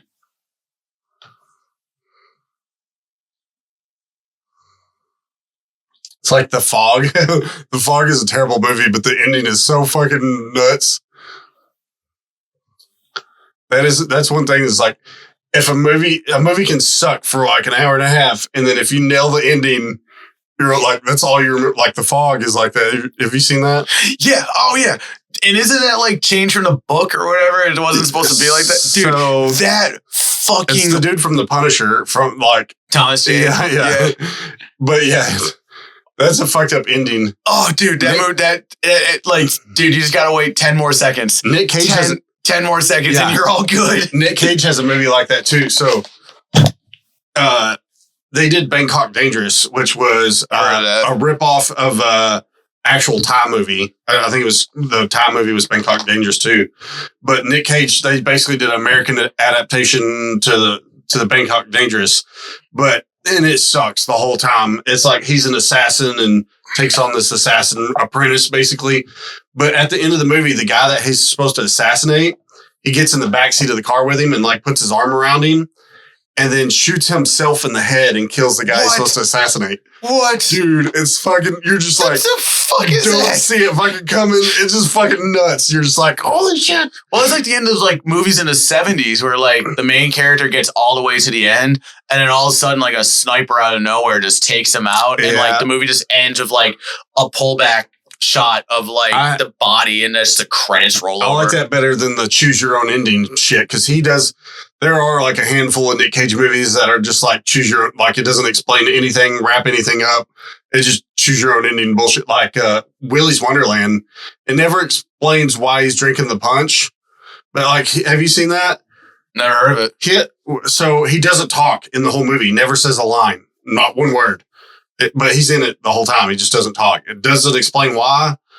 But he has a watch and like the alarm goes off on his watch. And when the alarm goes off, he goes to the fridge and drinks a punch.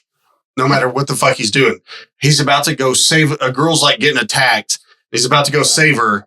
And then his alarm goes off. He stops, goes to the fridge and gets a punch. Yeah, that should be explained. That needs to be explained. If that's a crucial detail of the movie. It's one of those things where like after you watch the movie, you're like on Reddit trying to fucking figure this out. And I found an interview where Nick Cage was like, it means whatever you want it to mean. And I was just like, no, that's not good enough.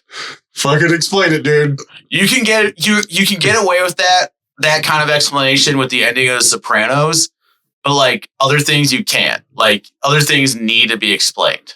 Yeah. Uh-oh, Ed Harris is gonna die. Oh, dude, yeah, this is that water's so clear from like this is living in a mountain. Like, ew.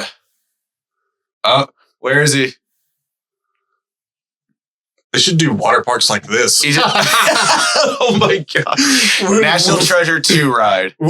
One of you is not. Everyone.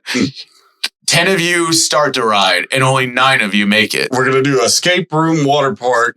Dude, that would... Oh my God. Can you imagine an escape room where it's just water pouring on you? That would fucking suck. Oh, there's the light. No one... Yeah, I was about to say, nobody found this? No one saw this, like, random hole inside the mountain? Somebody on Google Maps found this in a heartbeat. People, those fake videos piss me off so much. What, people like zoom in on Google Maps and they're like, oh, look, there's a city right here where it shouldn't be. You're like, come on, dude. You motherfuckers.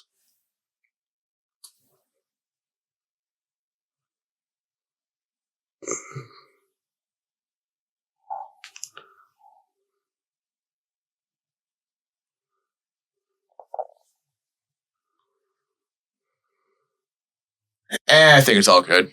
I'll buy the best lawyer. I'll get Johnny Cochran. Are those Mounties? Yeah. They look like Mounties. I think that is a Mountie. Dude, they look like fucking Mounties, dude. Look how casual the president is. He's got a knee up on the table. It might be the state troopers there.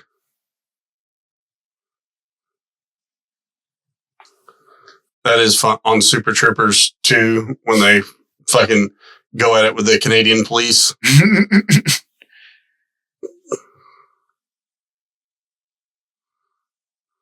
And that just clears them of everything. Just like, oh, here's all good. I think even if the president like said that, like, yeah, this didn't happen, it's like, yeah, sir, we're taking him to jail anyways. He's like, you know how many weapons we can buy with that gold to go murder people in the middle of it?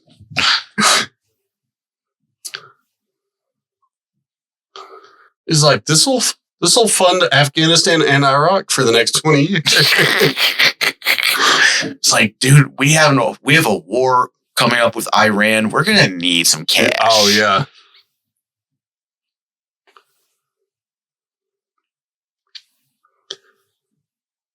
I know the whole fake news thing cracks me up too, because like, what is it? They called it yellow news or whatever back, like yellow journalism. Yeah, yellow journalism. Like, and back in the day, they would up until like fairly recently, they would post like a different presidential plan in the North than they would the South.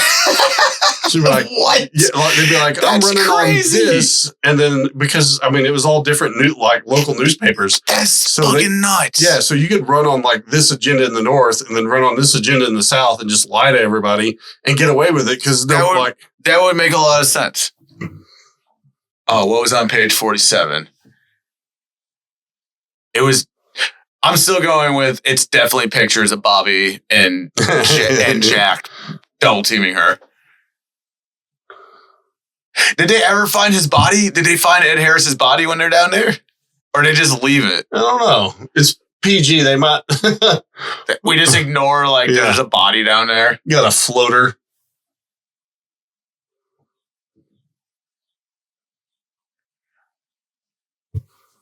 Why has he got all this souvenir stuff from Mount Rushmore?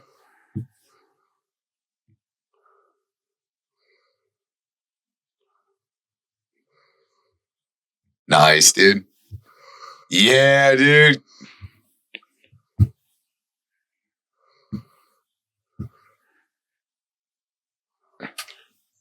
We're just going to ignore the fact she's a cheating whore, Nick Cage. I mean, come on.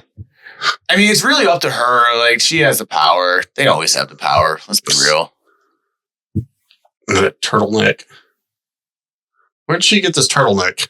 Where did she get that turtleneck? Where did the turtleneck come from? Just had a spare turtleneck laying around. It's like the chick from Thanos. I think there's a new documentary coming out about her that's supposed to like prove that she's innocent. The chick from Thanos. The chick from Thanos? I think it's Thanos. Well, she had a company that was saying that she could do genetic testing like at like Walgreens. They had like machines in Walgreens and stuff. Oh, I thought you were talking about like Thanos like Avengers. No, I'm like, I think it was Theranos is what it's called. Theranos. Yeah. Okay. Oh. He got the Ferrari back. See, when something like this in a movie where like you have like this straight up $1 million car.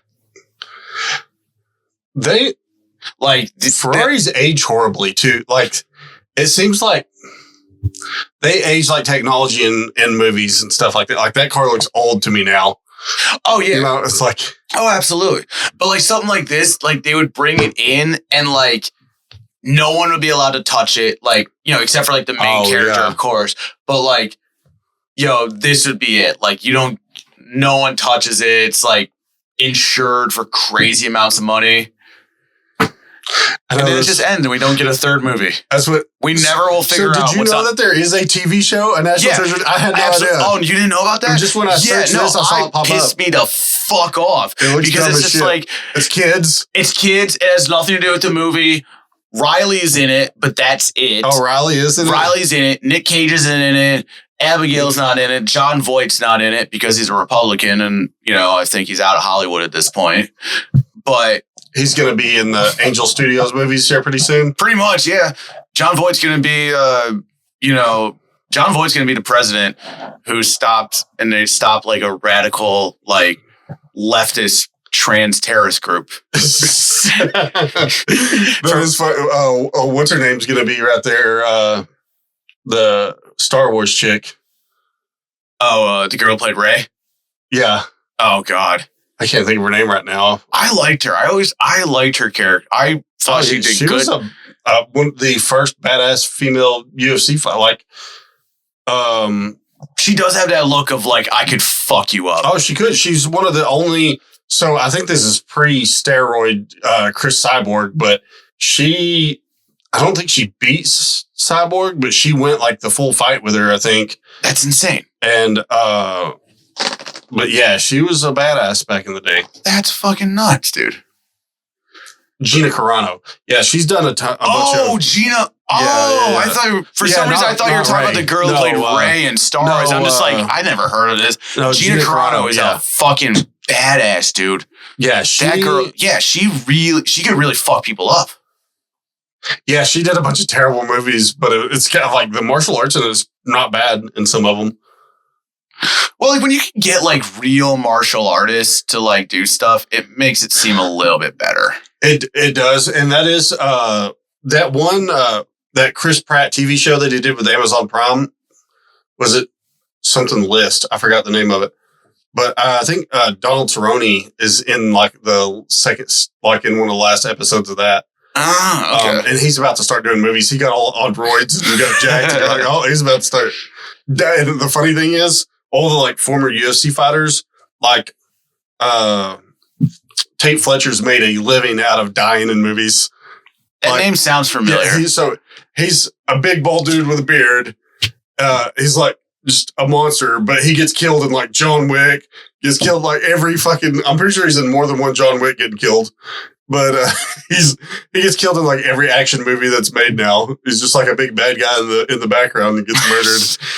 That was Danny Trejo actually had it written in like his contracts for movies that like if I'm playing a villain, then my character needs to die in the movie. Yeah. So kids learn that crime doesn't pay. That is funny because he legit did like 5 years in jail. I mean, he was a legit gangster. Danny Trejo is such a unique. Of like he was like a major movie star that got it simply because of just pure luck and right place, right time kind of thing of just, hey, I'm a counselor. This guy I'm counseling is working on a movie set and he said that I don't feel comfortable. Yeah. Like, hey, there's a lot of cocaine on this set. Can you come to the set and like be there for me and stuff like that? And then he gets there, talks to people on the set, the one guy on the set knows him as like, you're Danny Trejo. You're a Golden Gloves champion or whatever in prison. Yeah. Hey, we need someone for this scene. And then it started off with him just training the people to fight the scene. And then the director's like, you know what? I want you in the scene. He is kind of tiny. Like you would think he would be like 6 foot, but then when you see him, you're like, oh man, he's a little dude. No, yeah. My roommate met him in Los Angeles, and one of the first things he said is like, I had to look down at him. And I'm just like, this is weird. Yeah, that was awesome. That was it Robert Rodriguez was on Joe Rogan the other day? Isn't he the I haven't finished that episode. Dude, Desperado is probably one of my favorite movies. And the thing that's Desperado's great. The freaking Once Upon a Time in Mexico. So it's not bad, but there's just some things like there's a church gunfight scene, and I watched the behind the scene footage because I was like, why is this so terrible? They couldn't get the prop guns into Mexico, so they had to use like these shitty prop guns and added the guns firing with CGI. So in the scene, you can tell they're all like faking the recoil and stuff like that. So it's all like fake recoil and just like fake flames coming out of the guns in the movie. So like they just did a terrible job with those. Gotta do what you gotta do, man. But yeah, that's the Once Upon a Time Mexico's pretty, which Johnny Depp with the fake arms is kind of weird. Have you seen that? No, he's got fake arms. So he has a fake arm that he sets on the table when he's having a conversation, and then he holds a gun under the table at him the whole time. Wow. Okay. And it's like a main plot point. Of course, and they bring back Cheech, who I'm pretty sure dies in the first one, but they just make him another bartender at another place in the second one. You got brothers, got cousins. Yeah, I don't know. The second one's got some holes in it, but the first one's amazing. That Desperado's, and especially, I've never seen. I need to go watch El Mariachi. I've never seen it, but I've only seen like handful of clips and stuff like that. But it's one of the El Mariachi is definitely one of those movies that's like it's not just a movie, but like this can teach you how to make a movie. Yeah, but is it basically a prequel to Desperado? I think so, yeah. Okay, because I think... Still like the guy with the guitar case full of guns and stuff like that. Yeah, I think it is... I don't know if it's an exact prequel or what, but yeah, I think it does kind of go along with them. That's the only one that I haven't actually seen. But I think he says he shot it on like a $7,000 budget. That's all that's what he shot on. He said, what do I have? It's partially what helped inspire Kevin Smith with the making of Clerks, because Robert Rodriguez thought to himself, what do I have access to? And he said, well, I got a bus and I got like a couple other things. He's like, all right, I can use that. Kevin Smith thought, what do I have access to? Well, I have access to a convenence store. So you use that. That's awesome. You just got to think of like, what do you personally have access to? Scene, or just like one location.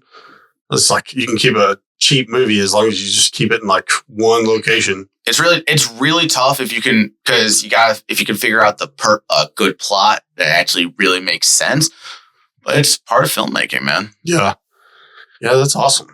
That movie was so fun though. They are fun. National Treasure movies they're fucking fun. As an adult, like I think like the first one had more like American history stuff to it. Yeah. Like kind of stuff. And then this one is kind of, we're still adding history, but like trying to like make it just more bigger and exciting kind of thing. So is Angels and Demons around the same time?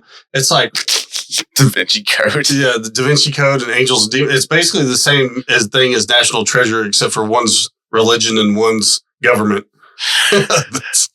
I mean, they're pretty damn close. I remember my mom, I never seen any of the Da Vinci Code movies, but I remember my mom went to see the first one, her and my stepdad, in 2006, and she came back and said, I didn't like that. Yeah. I didn't like that movie.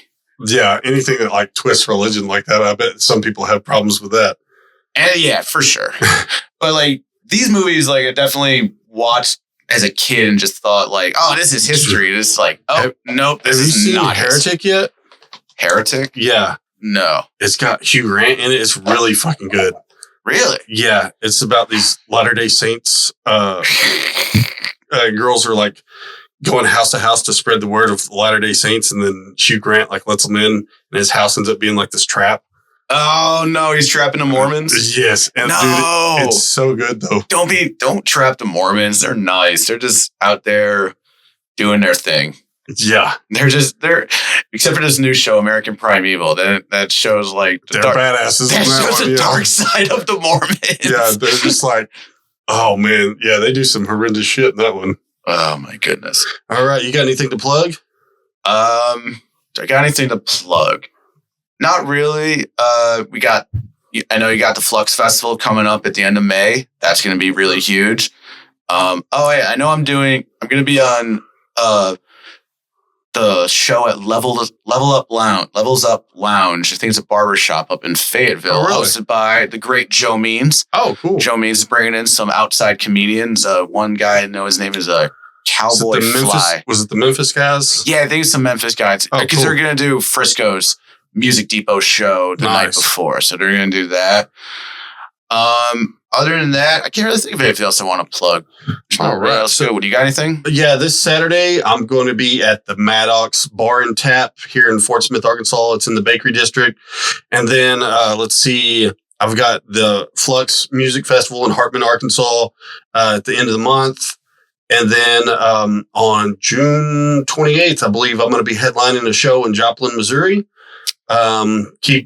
Check out Fort City Shithead. I'll keep you posted on the Instagram there. Nice. And thanks for watching the Cage Against the Machine podcast. We'll see you next time. I'm Nicolas Cage. Have a great fucking night.